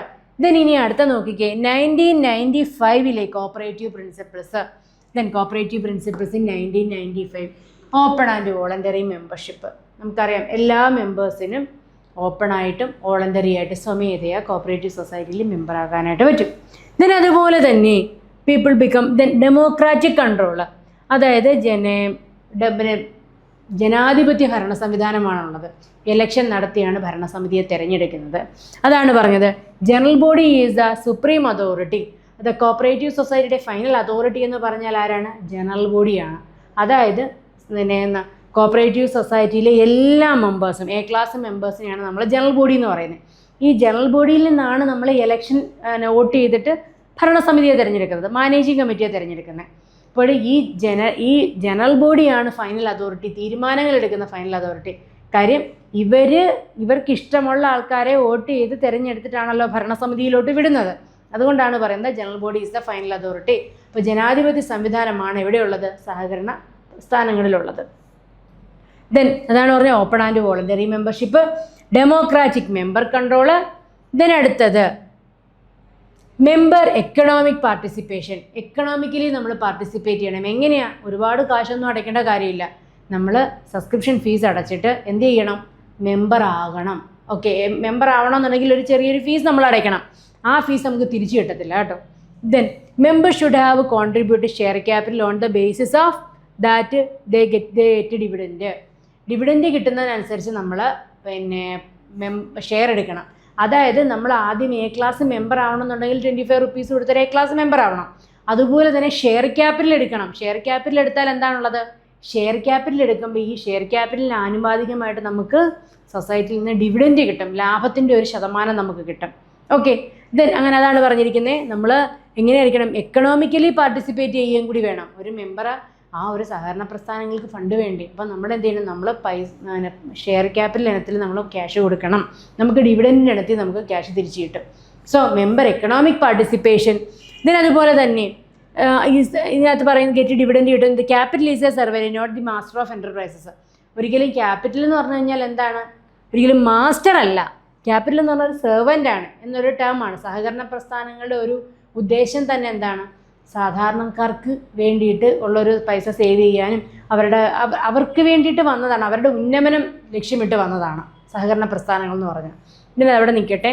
സോ അതുപോലെ തന്നെ മിനിമം ഇൻ്റർഫിയറൻസ് ബൈ ഗവൺമെൻറ്റിൻ്റെ വലിയ ഇൻ്റർഫിയറൻസ് സഹകരണ പ്രസ്ഥാനങ്ങളിൽ വേണ്ട എന്നാണ് പറയുന്നത്. ഗവൺമെൻറ്റിൻ്റെ ഒരു എന്താ പറയുക, ഗവൺമെൻറ് ഒരു കൺട്രോൾ വേണ്ട, പക്ഷേ ഒന്ന് റെഗുലേറ്റ് ചെയ്യാനും ഓഡിറ്റും കാര്യങ്ങളും ഒക്കെ സർക്കാർ തലത്തിലാണ് നടക്കുന്നത്. പക്ഷേ നിങ്ങൾ ഞങ്ങളെ കൺട്രോൾ ചെയ്യാൻ വരണ്ട എന്നാണ് സഹകരണ പ്രസ്ഥാനങ്ങൾ പറയുന്നത്. സോ അതാണ് പറഞ്ഞത്, minimum interference by government. then അതുപോലെ തന്നെ എഡ്യൂക്കേഷൻ, ട്രെയിനിങ് ആൻഡ് ഇൻഫർമേഷൻ, കൃത്യമായി സഹകരണ വിദ്യാഭ്യാസവും പ്രചരണവും നടത്തണം. അതായത് എന്താണ്, cooperative provide education training to their members, then അതുപോലെ തന്നെ elected representatives, managers, employees, so that they can contribute effectively to the development of cooperatives. കൃത്യമായി വിദ്യാഭ്യാസം കൊടുക്കുമ്പോൾ അവർക്ക് അതിനനുസരിച്ച് നല്ല രീതിയിൽ പ്രവർത്തിക്കാനായിട്ട് പറ്റും. ഓക്കെ, ദെൻ അടുത്തത് cooperation among cooperatives, principle of growth. The cooperatives most effectively and strengthen the cooperative movement by working together through local, national, regional and international structure. അതായത് നമ്മുടെ സഹകരണ പ്രസ്ഥാനങ്ങൾ ഇൻ്റർനാഷണൽ ലെവലിൽ വരെ പോയിട്ടുണ്ട്. അതല്ലേ ഒമിഫ്കോ, ഒമാനിൽ വരെ ഇഫ്കോ അറിയാലോ, 1967 വന്ന സഹകരണ സ്ഥാപനമാണ്. വളങ്ങളുടെ നിർമ്മാണവുമായിട്ട് ഏർപ്പെട്ടിരിക്കുന്ന സഹകരണ സ്ഥാപനമാണ്. അത് ഇൻ്റർനാഷണൽ ലെവലിൽ വരെ പോയിട്ടുള്ള സ്ഥാപനമാണ്. ഇത് നാഷണൽ ലെവലിൽ നാഫഡ്, മാർക്കറ്റിങ്ങിൻ്റെ നാഷണൽ ലെവൽ സ്ഥാപനമാണ് നാഫഡ്. ഇതെല്ലാം തന്നെ എന്താണ്, നാഷണൽ ഇൻ്റർനാഷണൽ ലെവലിൽ പോലും നമ്മുടെ സഹകരണ പ്രസ്ഥാനങ്ങൾ ഉയർന്നു വന്നിട്ടുണ്ട്. മനസ്സിലായോ? സോ അതാണ് പറഞ്ഞിരിക്കുന്നത്, cooperatives most effectively and strengthen cooperative movement by working together, ഒരുമിച്ച് നമ്മൾ ചെയ്യണം. ടുഗദർ ത്രൂ ലോക്കലായിട്ടായാലും നാഷണൽ ലെവലിലായാലും റീജിയണൽ ലെവലിലായാലും ഇൻ്റർനാഷണൽ ലെവലിലും നമ്മൾ ചെയ്യേണ്ടതായിട്ടുണ്ട്. ഓക്കെ, ദെൻ അതുപോലെ തന്നെ കൺസേൺ ഫോർ കമ്മ്യൂണിറ്റിക്ക് വേണ്ടിയിട്ടാണ് നമ്മൾ ചെയ്യേണ്ടത്. ഞാൻ പറഞ്ഞില്ലേ, സഹകരണ പ്രസ്ഥാനങ്ങൾ വന്നിരിക്കുന്നത് മെമ്പേഴ്സിൻ്റെ സാമ്പത്തിക താല്പര്യങ്ങൾ സംരക്ഷിക്കുന്നതിന് വേണ്ടിയിട്ടും അതുവഴി സമൂഹത്തിൻ്റെ ഉന്നമനം, കമ്മ്യൂണിറ്റിയുടെ ഉന്നമനമാണ് സഹകരണ പ്രസ്ഥാനങ്ങൾ ലക്ഷ്യമിടുന്നത്. അതാണ് പറഞ്ഞിരിക്കുന്നത്, development of the community, sustainability, socially and culturally. The first 3 principle എന്ന് പറഞ്ഞാൽ എസെൻഷ്യലും, എസെൻഷ്യലാണ് for its internal operations and last 4 are essential for both internal and external. രണ്ടിലും, ഇൻറ്റേർണലിലും എക്സ്റ്റേണലിലും ഇമ്പോർട്ടൻ്റ് ആണ് ലാസ്റ്റ് പറഞ്ഞത്. ഓക്കെ, ദെൻ അടുത്തത് The principles which included in all of these 4 stages, ഈ 4 സ്റ്റേജിലും വന്ന കോപ്പറേറ്റീവ് പ്രിൻസിപ്പിൾസിനെ കൺക്ലൂഡ് ചെയ്ത് നമ്മൾ പറയുകയാണ്. എന്തൊക്കെയാണ്? Concern for community is the latest addition. ഇതിനകത്ത് ഇവരെല്ലാവരും പറഞ്ഞു വിത്തൗട്ട് എനി ചേഞ്ച്. അവർ പറഞ്ഞു കോപ്പറേറ്റീവ് എഡ്യൂക്കേഷൻ എന്ന് വെച്ചാൽ ഇത് എടുത്ത് ചോദിക്കും. The principles which include in all the 4 stages, എല്ലാ സ്റ്റേജിലും വന്ന കോപ്പറേറ്റീവ് പ്രിൻസിപ്പിൾ ഏതായിരുന്നു? വിത്തൗട്ട് ചേഞ്ച്, ഒരു മാറ്റവും ഇല്ലാതെ വന്നത് ഏതായിരുന്നു? കോപ്പറേറ്റീവ് എഡ്യൂക്കേഷൻ, സഹകരണ വിദ്യാഭ്യാസമാണ് എല്ലാത്തിലും വന്നത്. ഏതൊക്കെ സ്റ്റേജുകളിൽ കോപ്പറേറ്റീവ് പ്രിൻസിപ്പിൾസിന് റീഫോർമുലേഷൻ നടന്നോ അപ്പോഴെല്ലാപ്പോഴും പറഞ്ഞൊരു കാര്യമാണ് ഇത്, സഹകരണ വിദ്യാഭ്യാസം, കോപ്പറേറ്റീവ് എഡ്യൂക്കേഷൻ. ദെൻ അതുപോലെ concern for community is the latest addition to the cooperative principle. Concern for കമ്മ്യൂണിറ്റിയാണ് ലാസ്റ്റ് കൊണ്ട് അഡിഷൻ ചെയ്തത്. അതും പ്രീവിയസ് ആയിട്ട് ചോദിച്ചിട്ടുള്ളതാണ് പലതവണ. ഏത് പ്രിൻസിപ്പിളാണ് ലാസ്റ്റ് ആഡ് ചെയ്തതെന്നുള്ളത്? ഏതാണ്? Concern for community. ദെൻ അതുപോലെ തന്നെ കോപ്പറേറ്റീവ് വാല്യൂസ്, 10 കോപ്പറേറ്റീവ് വാല്യൂസ് ആണുള്ളത്. Self help, self responsibility, then democracy, equality, equity, solidarity. ഇതെല്ലാം തന്നെ എന്താണ്? കോപ്പറേറ്റീവ് വാല്യൂസ് ആണ്. 10 എണ്ണം കേട്ടോ. ഒന്ന് ജസ്റ്റ് ഓടിച്ചിട്ട് വായിച്ചിരിച്ചിരുന്നാൽ മതി. Self help, self responsibility, democracy, equality, equity, solidarity, then honesty, social responsibility, openness, caring of others. Okay, ഇത്രയും കാര്യങ്ങൾ. അതുപോലെ തന്നെ കോപ്പറേറ്റീവ് പ്രിൻസിപ്പിളിൻ്റെ ബേസ് എന്ന് പറഞ്ഞാൽ എല്ലാവർക്കും വേണ്ടി എന്നുള്ളതാണ്. Each for all and all for each. ഇത്രയും കാര്യങ്ങൾ കൃത്യമായി നിങ്ങൾ പഠിച്ചു കഴിഞ്ഞാൽ നിങ്ങൾക്ക് ഈ പ്രിൻസിപ്പിളുമായിട്ട് ബന്ധപ്പെട്ട് എന്ത് ചോദിച്ചാലും, ഏത് സ്റ്റേറ്റ്മെൻറ്റ് ടൈപ്പ് ചോദ്യങ്ങൾ ചോദിച്ചാലും കൃത്യമായി എഴുതാനായിട്ട് പറ്റും. കാര്യങ്ങൾ മനസ്സിലായെന്ന് വിശ്വസിക്കുന്നു. നമുക്കൊന്നും കൂടി പറയേണ്ട കാര്യമില്ലല്ലോ. 1860 ആദ്യമായിട്ട് റോച്ച്ഡെയിൽ സഹകരണ പ്രസ്ഥാനങ്ങളുടെ തുടക്കം വരുന്നത് എവിടെയാണ്? ഇംഗ്ലണ്ടിലാണ് സഹകരണ പ്രസ്ഥാനങ്ങൾ തുടങ്ങുന്നത്. ദെൻ അവിടുത്തെ ഏറ്റവും നല്ല കൺസ്യൂമർ കോപ്പറേറ്റീവ് സൊസൈറ്റി ആയിരുന്നു. സഹകരണ പ്രസ്ഥാനങ്ങളുടെ തത്വങ്ങളിൽ അധിഷ്ഠിതമായി പ്രവർത്തിക്കുന്ന സൊസൈറ്റി ആയിരുന്നു റോച്ച്ഡെയിൽ പയനിയർ സൊസൈറ്റി. ദെൻ അദ്ദേഹത്തിൻ്റെ കോപ്പറേറ്റീവ് പ്രിൻസിപ്പിൾസ് 1860 1860 അഡോപ്റ്റ് ചെയ്തു. ദെൻ അതിനുശേഷം 1934 London cooperative Congress, then 1937 Paris അല്ലയോ പാരീസ് കോപ്പറേറ്റീവ് കോൺഗ്രസ്സിൽ വെച്ചിട്ട് അഡോപ്റ്റ് ചെയ്യുന്നു. ദെൻ അതിനുശേഷം 1963 ബേൺമൗത്തിൽ വെച്ചിട്ട് 1963 ബേൺമൗത്തിൽ വെച്ചിട്ട് മീറ്റിംഗ് നടക്കുന്നു. 1964 ഡി ജി കാർവേ അപ്പോയിൻറ്റ് ചെയ്യുന്നു. 1963 ഡി ജി കാർവേ അപ്പോയിൻറ്റ് ചെയ്യുന്നു. 1966 അദ്ദേഹം റിപ്പോർട്ട് സബ്മിറ്റ് ചെയ്യുന്നു അല്ലേ? ഇത്രയും സ്റ്റേജസ് അല്ലേ നമ്മൾ പഠിച്ചത്. 1966 അപ്പോയിൻറ്റ് ചെയ്തു, 1966 റിപ്പോർട്ട് സബ്മിറ്റ് ചെയ്തു. അങ്ങനെ ആ ഒരു കോപ്പറേറ്റീവ് പ്രിൻസിപ്പിൾസുമായി പോകുന്ന സമയത്ത് 1992 ടോക്കിയോ കോപ്പറേറ്റീവ് കോൺഗ്രസ് 2 അടിച്ചു വെച്ചേക്കുക. ടോക്കിയോ കോപ്പറേറ്റീവ് കോൺഗ്രസ്സിൽ വെച്ചിട്ട് ഇയാൻ മക്പേഴ്സനെ അപ്പോയിൻറ്റ് ചെയ്യുന്നു. ദെൻ അതിനുശേഷം 1995 മാഞ്ചസ്റ്റർ കോപ്പറേറ്റീവ് കോൺഗ്രസ് എന്ന സെപ്റ്റംബർ 23 1995 അല്ലേ, അവിടെ വെച്ചിട്ട് നമ്മൾ എന്ത് ചെയ്യുന്നു? കോപ്പറേറ്റീവ് പ്രിൻസിപ്പിൾസിനെ അഡോപ്റ്റ് ചെയ്യുന്നു. ഒക്കെയാണ്. ഇത്രയും കാര്യങ്ങൾ നന്നായിട്ട് മനസ്സിലായെന്ന് വിശ്വസിക്കുന്നു അല്ലേ. പിന്നെ നമ്മൾ കോപ്പറേറ്റീവ് പ്രിൻസിപ്പിൾസ് എത്ര ഉണ്ടെന്ന് നമ്മൾ പഠിച്ചു. ദെൻ അതുപോലെ തന്നെ എത്തിക്കൽ വാല്യൂസ്, അത് 10 എണ്ണം ഒന്ന് ഓർത്ത് വെച്ചേക്കുക. അതൊന്നും കൂടി വേണമെങ്കിൽ നമുക്ക് പറയാം. എന്തൊക്കെയാണ് കോപ്പറേറ്റീവ് വാല്യൂസ്? നോക്കിക്കേ: self help, self responsibility, equality, equity, then solidarity, honesty, social responsibility, openness, caring for others. Then അതുപോലെ തന്നെ പിന്നെ നമ്മൾ പറയുന്നത് വെച്ചാൽ cooperative, the basis of cooperative principles. Cooperative പ്രിൻസിപ്പിൾസിൻ്റെ ബേസ് എന്ന് പറഞ്ഞാൽ എന്താണ്? ബേസ് എന്ന് പറഞ്ഞാൽ each for all and all for each എന്നാണ്. ഓക്കെ, ഇനി ഇതുമായിട്ട് ബന്ധപ്പെട്ട് കുറച്ച് സ്റ്റേറ്റ്മെൻറ്റ് ടൈപ്പ് ചോദ്യങ്ങൾ നമുക്ക് നോക്കാം. അതൊരു കഴിയുമ്പോഴത്തേനും നിങ്ങൾക്ക് തന്നെ ഇതിന് ആൻസർ പറയാൻ പറ്റും. ഓക്കെ, നമുക്ക് നോക്കാം. According to reformulated principles of cooperation 1966, then the following statement are correct. നോക്കിക്കേ, ഡി ജി കാർവേയുടെ റിപ്പോർട്ട് പ്രകാരം 1966 എന്ന് പറഞ്ഞാൽ നിങ്ങൾ ഓർത്ത് വെച്ചേക്കണം. ആരാണ്? നമ്മുടെ ഡി ജി കാർവേയുടെ റിപ്പോർട്ടാണ്. പ്രകാരം താഴെ പറയുന്നതിൽ ഏതൊക്കെ സ്റ്റേറ്റ്മെൻ്റ് ആണ് കറക്റ്റ്? നോക്കിക്കേ, membership is open to all interested persons without discrimination. ഒരു ഡിസ്ക്രിമിനേഷനും കൂടാതെ എല്ലാ മെമ്പേഴ്സിനും മെമ്പർഷിപ്പ് കൊടുക്കണം എന്ന് പറയുകയാണ്. ദെൻ അതുപോലെ തന്നെ management of cooperatives is vested within an elected body. ഭരണസമിതി എന്ന് പറഞ്ഞു കഴിഞ്ഞാൽ ഇലക്ട് ചെയ്തിരിക്കുന്ന ബോഡിക്ക് അനുസരിച്ച് നമ്മൾ അവരുടെ മാനേജ്മെൻറ്റ്. ദെൻ അതുപോലെ തന്നെ profit is the main objective of a cooperative society. ലാഭമാണോ? അല്ല. ദെൻ അതുപോലെ തന്നെ there should be a limited interest on share capital. Share ക്യാപിറ്റലിൽ ലിമിറ്റഡ് ഇൻട്രസ്റ്റ് മാത്രമേ ഉള്ളൂ. ഓക്കെ, നിങ്ങളൊന്ന് ആലോചിച്ച് ഏതൊക്കെ കാര്യങ്ങൾ വരുമെന്ന്. ഏതൊക്കെ കാര്യങ്ങൾ അതിനകത്ത് തരുന്നേ? 1, 2, 3 ശരി. നോക്കിക്കേ, 1, 2, 4 ശരി. 1, 2, 4 ശരിയാണോ? 1 membership is open to all. Then 2 management of cooperative society elect ചെയ്തിരിക്കുന്ന ബോഡിക്കകത്താണോ? There should be a limited interest on share capital ആണോ? ഓക്കെ, ദെൻ രണ്ടാമത്തെ ഓപ്ഷൻ എന്താ? 1, 3, 4. 1 ശരിയാണ്, 3 തെറ്റല്ലേ?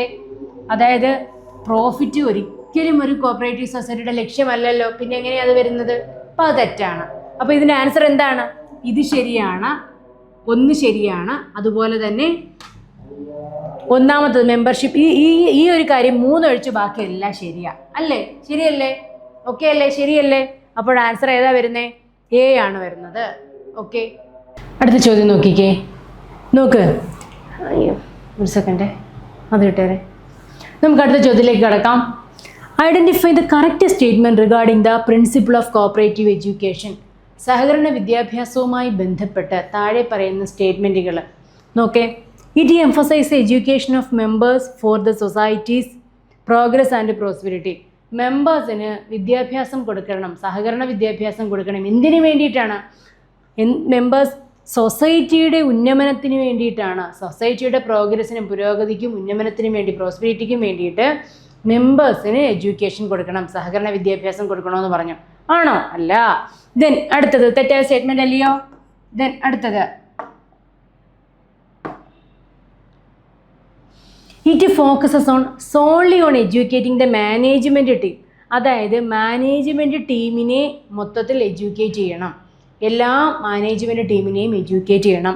Then it aims to provide technical training to public and employees. അതായത് ഈ technical training പബ്ലിക്കിനും കൊടുക്കണം, അതുപോലെ തന്നെ എംപ്ലോയീസിനും കൊടുക്കണം. ഇതിനടുത്ത് നോക്കിക്കേ, it involves educating both members and office bears. അതായത് ഇതിനകത്ത് പറയുന്നതെന്ന് വെച്ചാൽ എല്ലാ മെമ്പേഴ്സിനും ഓഫീസ് ബിയറേഴ്സിനും പ്രോസ്പെക്റ്റീവ് മെമ്പേഴ്സിനും എന്ത് ചെയ്യണം? സഹകരണ വിദ്യാഭ്യാസം കൊടുക്കണം എന്നല്ലേ പറയുന്നേ. ഓക്കെ, അപ്പോൾ ഇതിനകത്ത് പറഞ്ഞാൽ ഏതൊക്കെയാണ് ശരി? മാനേജ്മെൻറ്റിന് കൊടുക്കണം, മൊത്തത്തിൽ it focuses on solely educating മാനേജ്മെൻറ്റിന് മൊത്തത്തിൽ കൊടുക്കണം, അതുപോലെ തന്നെ മെമ്പേഴ്സിനെയും ഓഫീസ് ബിയറേഴ്സിനും കൃത്യമായി സഹകരണ വിദ്യാഭ്യാസം കൊടുക്കണം. ഈ രണ്ട് സ്റ്റേറ്റ്മെൻറ്റും കറക്റ്റ്. ദെൻ അടുത്തത് നോക്കിക്കേ, which statement is accurately describe the principle of cooperation among cooperatives. കൃത്യമായിട്ട് കോപ്പറേഷൻ എമംഗ് കോപ്പറേറ്റീവ്സ് എന്ന് പറയുന്ന പ്രിൻസിപ്പൾ ഏതാണ് എന്നതാണ് ചോദ്യം. നോക്കിക്കേ, cooperation it promote competition between cooperatives. സഹകാരികൾക്കിടയിൽ ഒരു കോമ്പറ്റീഷൻ ഉണ്ടാക്കണം എന്നുള്ളത്. അതുപോലെ തന്നെ it encourages close association at local, national, international level. National international ലെവലിൽ എന്ത് ചെയ്യണം? ഒരു ക്ലോസ് ഉണ്ടാക്കണം, ക്ലോസ് അസോസിയേഷൻ ഉണ്ടാക്കണം, എല്ലാവരും ഒരുമിച്ച് പ്രവർത്തിക്കണം എന്ന്. അതുപോലെ തന്നെ it support the merger of all cooperatives into a single entity. എല്ലാ സഹകരണ സ്ഥാപനങ്ങളും കൂടി ഒരുമിച്ച് ചേർന്ന് പ്രവർത്തിക്കണം എന്ന്, ഒരൊറ്റ സിംഗിൾ എൻറ്റിറ്റിയായിട്ട് പ്രവർത്തിക്കണം എന്ന് പറയുക. അതുപോലെ തന്നെ it strengthen the cooperative organisation to face adverse situations. സഹകരണ പ്രസ്ഥാനങ്ങൾ ഏത് മോശം സിറ്റുവേഷനെയും ഒരുമിച്ച് നേരിടണം എന്നാണ് ഈ സ്റ്റേറ്റ്മെൻറ്റുകൾ പറയുന്നത്. ഓക്കെ, ഇതിനകത്ത് ഏറ്റവും ആക്യുറേറ്റ് ആയിട്ട് നമ്മൾ കോപ്പറേഷൻ എമംഗ് കോപ്പറേറ്റീവ്സ്, എല്ലാവർക്കും വേണ്ടി എന്ന ആ പ്രസ്ഥാനത്തോട്, ആ ഒരു സ്റ്റേറ്റ്മെൻറ്റിനോട് യോജിക്കുന്ന താഴെ പറയുന്ന എത്ര സ്റ്റേറ്റ്മെൻറ്റുകളുണ്ട് എന്നതാണ് ചോദ്യം. നോക്കിക്കേ, ഇറ്റ് പ്രൊമോട്ട് കോമ്പറ്റീഷൻ നമുക്ക് ഒന്നിലും ചെയ്യാൻ പറ്റില്ല, അത് ആ ഒരു സ്റ്റേറ്റ്മെൻറ്റ് തെറ്റാണ്. എൻകറേജസ്, ഇതിനെ എൻകറേജ് ചെയ്യുന്നു. സഹകരണ സ്ഥാപനങ്ങൾ ഒരുമിച്ച് ചേർന്ന്, ഈ നാഷണൽ ലെവലിലായിക്കോട്ടെ ഇൻ്റർനാഷണൽ ലെവലിലായിക്കോട്ടെ, ഒരുമിച്ച് ചേർന്ന് പ്രവർത്തിക്കണമെന്ന് പറയുന്നുണ്ട്. ഓക്കെ, അതൊക്കെയാണ്. അപ്പോൾ ഇതിനകത്ത് ഒരു കോപ്പറേഷൻ എമംഗ് കോപ്പറേറ്റീവ്സിന് ഈ സ്റ്റേറ്റ്മെൻറ്റ് കറക്റ്റാണ്. ഇറ്റ് സപ്പോർട്ട് മെർജർ ഓഫ്, എല്ലാ കോപ്പറേറ്റീവ് സൊസൈറ്റികളും ഒരുമിച്ച് ചേർന്ന് മെർജ് ചെയ്ത് ഒറ്റ യൂണിറ്റായിട്ട് പ്രവർത്തിക്കണം എന്നെങ്ങും പറയുന്നില്ല. ഈ സ്റ്റേറ്റ്മെൻറ്റ് തെറ്റാണ്. It strengthen the cooperative organisation to face adverse situations. ഏതെങ്കിലും മോശം സാഹചര്യങ്ങൾ വന്നാൽ ഒരുമിച്ച് ചേർന്ന് പ്രവർത്തിക്കണം. ഓക്കെ, ആ സ്റ്റേറ്റ്മെൻറ്റും കറക്റ്റാണ്. അപ്പോൾ ഏതൊക്കെ സ്റ്റേറ്റ്മെൻറ്റാണ്? ഈ രണ്ടാമത്തെ സ്റ്റേറ്റ്മെൻറ്റും നാലാമത്തെ സ്റ്റേറ്റ്മെൻറ്റും മാത്രമാണ് കറക്റ്റ്. അടുത്തത് റിഗാർഡിംഗ് ദ മാഞ്ചസ്റ്റർ കോൺഗ്രസ് 1995, നമ്മുടെ last cooperative congress 1995 cooperative principles reformulate ചെയ്ത last cooperative congress Manchester September 23 നടന്നു. അവിടെ വെച്ചിട്ട് അവിടുത്തെ കാര്യം ചോദിച്ചിരിക്കുന്നത് വിച്ച് സ്റ്റേറ്റ്മെൻറ്റ് ആർ കറക്റ്റ്. അതുമായി ബന്ധപ്പെട്ട് ഈ താഴെ പറയുന്ന സ്റ്റേറ്റ്മെൻറ്റുകൾ ഏതൊക്കെയാണ് കറക്റ്റ്? നോക്കേ, it was a centennial cooperative congress. ആ സെലിബ്രേഷൻ ഓഫ് ഐസിയുടെ 100ാമത്തെ വാർഷികമായിരുന്നു. ശരി, ആയിക്കോട്ടെ, ആണ്, കറക്റ്റാണ്. അതുപോലെ തന്നെ the reformulated principle of cooperation were revised. Reformulated പ്രിൻസിപ്പിൾസിനെ വീണ്ടും റിവൈസ് ചെയ്തു. എത്രാമത്തെ ആയിരുന്നു? 3ാമത്തെ റീഫോർമുലേഷൻ നടന്നു. അതും കറക്റ്റാണ്. The revisions were made to address drastic and revolutionary changes in the cooperative movement. ഈയൊരു റിവിഷൻ നടന്നപ്പോഴത്തേക്കിനും ഡ്രാസ്റ്റിക് ചേഞ്ചസ് ഉണ്ടായി. എന്തിനു വേണ്ടിയിട്ട്? എന്തൊക്കെയാണ്? കോപ്പറേറ്റീവ് സഹകരണ പ്രസ്ഥാനങ്ങൾക്ക് അല്ലെങ്കിൽ കോപ്പറേറ്റീവ് മൂവ്മെൻറ്റിന് വലിയൊരു മാറ്റം സൃഷ്ടിക്കാൻ ഇതിനെ സാധിച്ചു. അങ്ങനൊരു സംഭവമൊന്നും നടന്നിട്ടില്ല. ആദ്യം ഉണ്ടായ കോപ്പറേറ്റീവ് പ്രിൻസിപ്പിൾസിനെ, അതിൻ്റെ ഡീമെറിറ്റുകളെ എല്ലാം മാറ്റി എന്തെങ്കിലും കാര്യങ്ങളുണ്ടെന്നുണ്ടെങ്കിൽ ഡിലീറ്റ് ചെയ്ത് പുതിയത് വന്നു എന്നുള്ളതേ ഉള്ളൂ. അല്ലാതെ ഇതുകൊണ്ട് ഭയങ്കര ഒരു മാറ്റമൊന്നും ഉണ്ടായിട്ടില്ല. സോ അത് സ്റ്റേറ്റ്മെൻറ്റ് തെറ്റ്. അതുപോലെ തന്നെ the revision made to address drastic and revolutionary changes in the cooperative movement. The congress rejected the principles established by the committee. അപ്പോൾ ഇതിനകത്ത് നമ്മൾ ഏതൊക്കെ സ്റ്റേറ്റ്മെൻറ്റ് നമുക്ക് ശരിയാക്കി പറയാൻ പറ്റും? ഇതൊരു 100ാമത്തെ കോപ്പറേറ്റീവ് കോൺഗ്രസ് ആയിരുന്നു. പിന്നെ റീഫോർമുലേറ്റഡ് പ്രിൻസിപ്പിൾസ് ഇവിടെ അഡോപ്റ്റ് ചെയ്തു. ദെൻ അതുപോലെ തന്നെ ആ ഉള്ള കോപ്പറേറ്റീവ് പ്രിൻസിപ്പിൾസിൽ നിന്നും പുതിയൊരു കോപ്പറേറ്റീവ് പ്രിൻസിപ്പിൾസ് രൂപീകരിച്ചു. ഉള്ളതിൽ നിന്നും വല്ലാത്ത ഭയങ്കരമായ മാറ്റങ്ങളൊന്നും ഉണ്ടാക്കിയിട്ടില്ല. ശരി, ദെൻ അടുത്ത ചോദ്യം നോക്കിക്കേ. Which of the following statement about principle of equitable distribution of surplus? Equitable distribution, surplus equally divide ചെയ്യണം എന്നതിനെ കുറിച്ചുള്ള സ്റ്റേറ്റ്മെൻറ്റ് ഏതൊക്കെ? പ്രിൻസിപ്പിളിനെ കുറിച്ച്. ലാഭമാണ് ഒരു കോപ്പറേറ്റീവ് സൊസൈറ്റിയുടെ ഏറ്റവും വലിയ ലക്ഷ്യം ആണോ? Service is the primary motto of a cooperative society, അല്ലെങ്കിൽ മെമ്പേഴ്സിൻ്റെ എക്കണോമിക് ഇൻട്രസ്റ്റിനെ പരിരക്ഷിക്കുക എന്നുള്ളതാണ് ഒരു കോപ്പറേറ്റീവ് സൊസൈറ്റിയുടെ ഏറ്റവും വലിയ ഒബ്ജക്റ്റ് എന്ന് പറയുന്നത്. ദെൻ നോക്കിക്കേ, surplus is distributed equally among the members. നമ്മൾ പറയുന്ന പ്രിൻസിപ്പിൾ ഏതാണ് നോക്കിക്കേ? ഡിസ്ട്രിബ്യൂഷൻ ഓഫ് സർപ്ലസിനെ കുറിച്ചാണ് നമ്മൾ പറയുന്നത്. പ്രോഫിറ്റ് ഒരിക്കലും ഒരു ഒബ്ജക്റ്റ് അല്ല കോപ്പറേറ്റീവ് സൊസൈറ്റിയുടെ. Then surplus is distributed equally among members after adhering societies rule. സൊസൈറ്റിയുടെ റൂള് പ്രകാരം നമ്മൾ എന്ത് ചെയ്യുന്നു? സർപ്ലസ് ഒരേപോലെ മെമ്പേഴ്സിന് വീതിച്ചു കൊടുക്കുന്നു. ദെൻ അതുപോലെ തന്നെ activities should be carried out efficiently and any arising profit is used according to societies rule. എല്ലാ കാര്യങ്ങളും കൃത്യമായി ചെയ്യുന്നു. ഇതിൽ നിന്നും സൊസൈറ്റികളുടെ റൂൾസ് ആൻഡ് ബൈലോസിനനുസരിച്ച് പ്രവർത്തിക്കുന്നു. ഇതിൽ നിന്ന് ലാഭം കിട്ടുകയാണെന്നുണ്ടെങ്കിൽ സൊസൈറ്റിയുടെ ബൈലോ പ്രകാരം കൊടുക്കുന്നു. ഓക്കെ, ദെൻ ഈ ഒരു സ്റ്റേറ്റ്മെൻറ്റ് രണ്ടാമത്തെ സ്റ്റേറ്റ്മെൻറ്റ് എന്തായിരുന്നു? നമ്മൾ ലാഭം ഉണ്ടെന്നുണ്ടെങ്കിൽ then surplus is distributed equally among മെമ്പേഴ്സിന് കൃത്യമായി കൊടുക്കുന്നു. കറക്റ്റ് സ്റ്റേറ്റ്മെൻ്റ് ആണ്. ദെൻ അതുപോലെ തന്നെ നമ്മൾ ഈ രണ്ടാമത്തെ സ്റ്റേറ്റ്മെൻറ്റ് എന്താ പറഞ്ഞത്? അതായത് ആക്ടിവിറ്റീസ് കൃത്യമായി എഫിഷ്യൻ്റായി നമ്മൾ ചെയ്യുകയും അതുപോലെ തന്നെ എന്തെങ്കിലും ലാഭം ഉണ്ടായിക്കഴിഞ്ഞാൽ സൊസൈറ്റിയുടെ റൂൾ പ്രകാരം അത് കൊടുക്കുകയും ചെയ്യുന്നു. ഇത് രണ്ടും ഏകദേശം ഒരേ പോയിന്റ് തന്നെയാണ് പറഞ്ഞത്. ദെൻ നോക്കിക്കേ, all profit should be retained with the cooperatives. എല്ലാ ലാഭങ്ങളും സൊസൈറ്റിയിൽ തന്നെ കുമിഞ്ഞുകൂടിയിരിക്കും ആണോ? അല്ല. അപ്പം ഈ പറഞ്ഞ ലാസ്റ്റ് സ്റ്റേറ്റ്മെൻറ്റ് തെറ്റാണ്. അപ്പം ഈ സ്റ്റേറ്റ്മെൻറ്റ് 2ഉം 3ഉമാണ് കറക്റ്റ് ആയിട്ടുള്ള ആൻസർ. ഓക്കെ,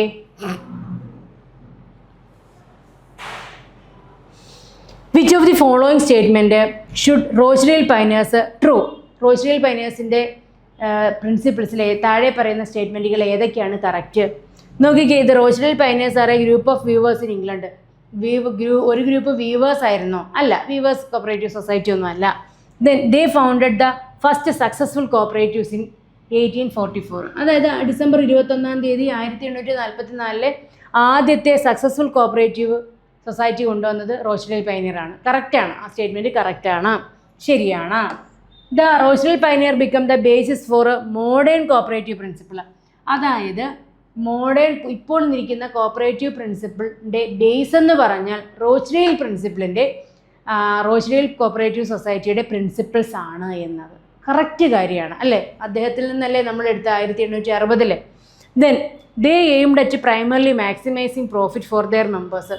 മെമ്പേഴ്സിന് വേണ്ടിയിട്ട് ഏറ്റവും കൂടുതൽ ലാഭം ഉണ്ടാക്കുക എന്നുള്ളതായിരുന്നു അവരുടെ ലക്ഷ്യം. അല്ല, തെറ്റായ സ്റ്റേറ്റ്മെൻ്റ് ആണ് അല്ലേ? അപ്പോൾ ഏതൊക്കെ സ്റ്റേറ്റ്മെൻറ്റാണ് ശരി? രണ്ടാമത്തെ സ്റ്റേറ്റ്മെൻറ്റും മൂന്നാമത്തെ സ്റ്റേറ്റ്മെൻറ്റുമാണ് കറക്റ്റ്. അടുത്ത് നോക്കാം. Identify the correct statement regarding Rochdale principle. Rochdale പ്രിൻസിപ്പിളുമായി ബന്ധപ്പെട്ട കറക്റ്റ് സ്റ്റേറ്റ്മെൻറ്റ് ഏതാണ്? Open and voluntary membership is one of Rochdale principle. റോച്ച്ഡെയിലിൻ്റെ പ്രിൻസിപ്പിൾ ആയിരുന്നു ഓപ്പൺ ആൻഡ് വോളണ്ടറി മെമ്പർഷിപ്പ്? അല്ല അല്ലേ? ഒന്ന് ആലോചിച്ച് നോക്കിക്കേ. Open and voluntary membership, voluntary അദ്ദേഹം പറഞ്ഞിട്ടില്ല, ഓപ്പൺ മെമ്പർഷിപ്പേ പറഞ്ഞിട്ടുള്ളൂ. സോ അപ്പോൾ അദ്ദേഹത്തിൻ്റെ അല്ല ഒന്നാമത്തത്. Then they emphasised cash sales at market rate to avoid credit risk. Credit risk ഒഴിവാക്കാൻ വേണ്ടിയിട്ട് ദെൻ എംഫസൈസ്ഡ് ക്യാഷ് സെയിൽസിനെയാണ് അദ്ദേഹം പ്രാധാന്യം കൊടുത്തത്. ദെൻ അതുപോലെ തന്നെ കറക്റ്റാണ്, ക്യാഷ് ട്രേഡിംഗ് എന്ന് പറഞ്ഞിട്ടുണ്ടായിരുന്നല്ലോ. Profit distribution was based on the amount of trade done by with the cooperatives. ലാഭം വീതിക്കുന്നതെന്ന് പറഞ്ഞാൽ എമൗണ്ട് ഓഫ് ട്രേഡ്, എത്ര രൂപയുടെ ട്രേഡ് അവിടെ നടന്നു എന്നതിനനുസരിച്ചായിരിക്കും ലാഭത്തിന് വിഹിതം ചെയ്യുന്നത്. അതുപോലെ തന്നെ they supported political and religious neutrality to avoid external conflict. External conflict ഉണ്ടാവാതിരിക്കാൻ വേണ്ടിയിട്ട് രാഷ്ട്രീയപരമായും മതപരമായുമുള്ള ആരെങ്കിലും ഇടപെട്ടാലും ഇവർക്ക് പ്രോബ്ലം ഇല്ലായിരുന്നു. നേരെ മറിച്ച് നമ്മുടെ ഇപ്പോഴത്തെ അവസ്ഥയിൽ, ഇപ്പോഴത്തെ കോപ്പറേറ്റീവ് പ്രിൻസിപ്പിൾസിൽ എന്താണ് പറയുന്നത്? പൊളിറ്റിക്കൽ ആൻഡ് റിലീജിയസ് ന്യൂട്രാലിറ്റി, രാഷ്ട്രീയപരമായിട്ടും ആരും വരണ്ട, മതപരമായിട്ടും വരണ്ട, ഓക്കെ എന്നാണ് പറയുന്നത്. സോ ദേ സപ്പോർട്ടഡ് ഈ റോച്ച്ഡെയിൽ പൈനിയർ ഇതിനെ സപ്പോർട്ട് ചെയ്ത ഒരാളാണ്. സോ രണ്ടാമത്തെ സ്റ്റേറ്റ്മെൻറ്റ് കറക്റ്റാണ്. ലാഭം ബിസിനസ് ചെയ്യുന്നതിനനുസരിച്ചാണ് കൊടുക്കേണ്ടത്. Then they supported political and religious neutrality to avoid external conflict ഉണ്ടാവാതിരിക്കാൻ വേണ്ടിയിട്ട് അവരിതിനെ ഒഴിവാക്കി. നമ്മൾ ഏറ്റവും ഇമ്പോർട്ടൻ്റ് ആയിട്ടുള്ള കോപ്പറേറ്റീവ് പ്രിൻസിപ്പിൾ എന്നുള്ള ടോപ്പിക്കാണ് കംപ്ലീറ്റ് ചെയ്തത്. അതുമായി ബന്ധപ്പെട്ട കുറച്ച് സ്റ്റേറ്റ്മെൻറ്റ് ടൈപ്പ് ചോദ്യങ്ങളും ഡിസ്കസ് ചെയ്തു. ഡയറക്റ്റ് ക്വസ്റ്റ്യൻസ് ഒന്നും തന്നെ പറഞ്ഞില്ല. കാര്യം അത് പറയണ്ടെന്ന് വിചാരിച്ചതാണ്. കാര്യം ഡയറക്റ്റ് ക്വസ്റ്റ്യൻസ് ആകുമ്പോൾ നിങ്ങൾക്കത് പെട്ടെന്ന് കിട്ടും. ഓക്കെ, എന്നും പറഞ്ഞിട്ട് എല്ലാ കാര്യങ്ങളും നിങ്ങൾ കൃത്യമായിട്ട് പഠിക്കണം. ആ ഒരു പ്രോസസ്സ് എന്താണെന്നുള്ളത് കൃത്യമായി മനസ്സിലായി എന്ന് ഞാൻ വിശ്വസിക്കുന്നു. അപ്പോൾ നമുക്ക് വീണ്ടും അടുത്ത ക്ലാസ്സിൽ കാണാം. കൃത്യമായിട്ട് പഠിക്കുക, PSCയെ മനസ്സിലാക്കി പഠിക്കാൻ നോക്കുക, ക്വസ്റ്റ്യൻസ് കൂടുതൽ വർക്കൗട്ട് ചെയ്യാൻ നോക്കുക. നിങ്ങൾ ആർക്കും ചോദിക്കാത്ത അല്ലെങ്കിൽ ആർക്കും അറിയാത്ത കാര്യങ്ങളൊന്നും പഠിക്കാൻ നിൽക്കേണ്ട. എന്നുവെച്ചാൽ ഒരുപാട് പുസ്തകങ്ങൾ തപ്പിയെടുത്ത് അങ്ങനെയൊന്നും ചോദിക്കത്തില്ല. PSC പ്രീവിയസ് ക്വസ്റ്റ്യൻ പേപ്പറിനെ ബേസ് ചെയ്തിട്ട് കാര്യങ്ങൾ ചോദിക്കും. യൂണിവേഴ്സിറ്റി ടെസ്റ്റുകളിൽ നിന്നായിരിക്കും ചോദിക്കുന്നത്. കാര്യങ്ങൾ മനസ്സിലാക്കി പഠിച്ചെങ്കിൽ മാത്രമേ അതേ അസെൻഡിങ് ഓർഡറിൽ നമ്മൾ പഠിക്കുക. എങ്ങനെയാണ് വന്നത്, ആരെയൊക്കെ അപ്പോയിൻറ്റ് ചെയ്തു, എവിടെ വെച്ചിട്ടൊക്കെയായിരുന്നു മീറ്റിംഗ് നടന്നത്, പിന്നെ കോപ്പറേഷൻ അമംഗ് കോപ്പറേറ്റീവ്സ്, പിന്നെ എന്തായിരുന്നു പ്രിൻസിപ്പിൾ ഓഫ് ഗ്രോത്ത് എന്ന് പറയുന്നത് എന്താണ്, ഇത്തരം കാര്യങ്ങൾ, കോപ്പറേറ്റീവ് വാല്യൂസ് 10 അത്രയും കാര്യങ്ങൾ കൃത്യമായിട്ട് പഠിക്കുക. ചോദിച്ച 2-3 സ്റ്റേറ്റ്മെൻറ്റ് ടൈപ്പ് ചോദ്യങ്ങൾ മാത്രമേ ഞാൻ വർക്കൗട്ട് ചെയ്തിട്ടുള്ളൂ. വളരെ കുറച്ച് ക്വസ്റ്റ്യൻസ് മാത്രം നമ്മൾ വർക്കൗട്ട് ചെയ്തു. ഇനി നമുക്ക് അടുത്തൊരു ക്ലാസ്സിൽ വീണ്ടും കാണാം കേട്ടോ. ഓക്കെ ഡിയേഴ്സ്, അപ്പോൾ എല്ലാവരും സന്തോഷമായിട്ടിരിക്കുക, നന്നായിട്ട് പഠിക്കുക. ഓക്കെ.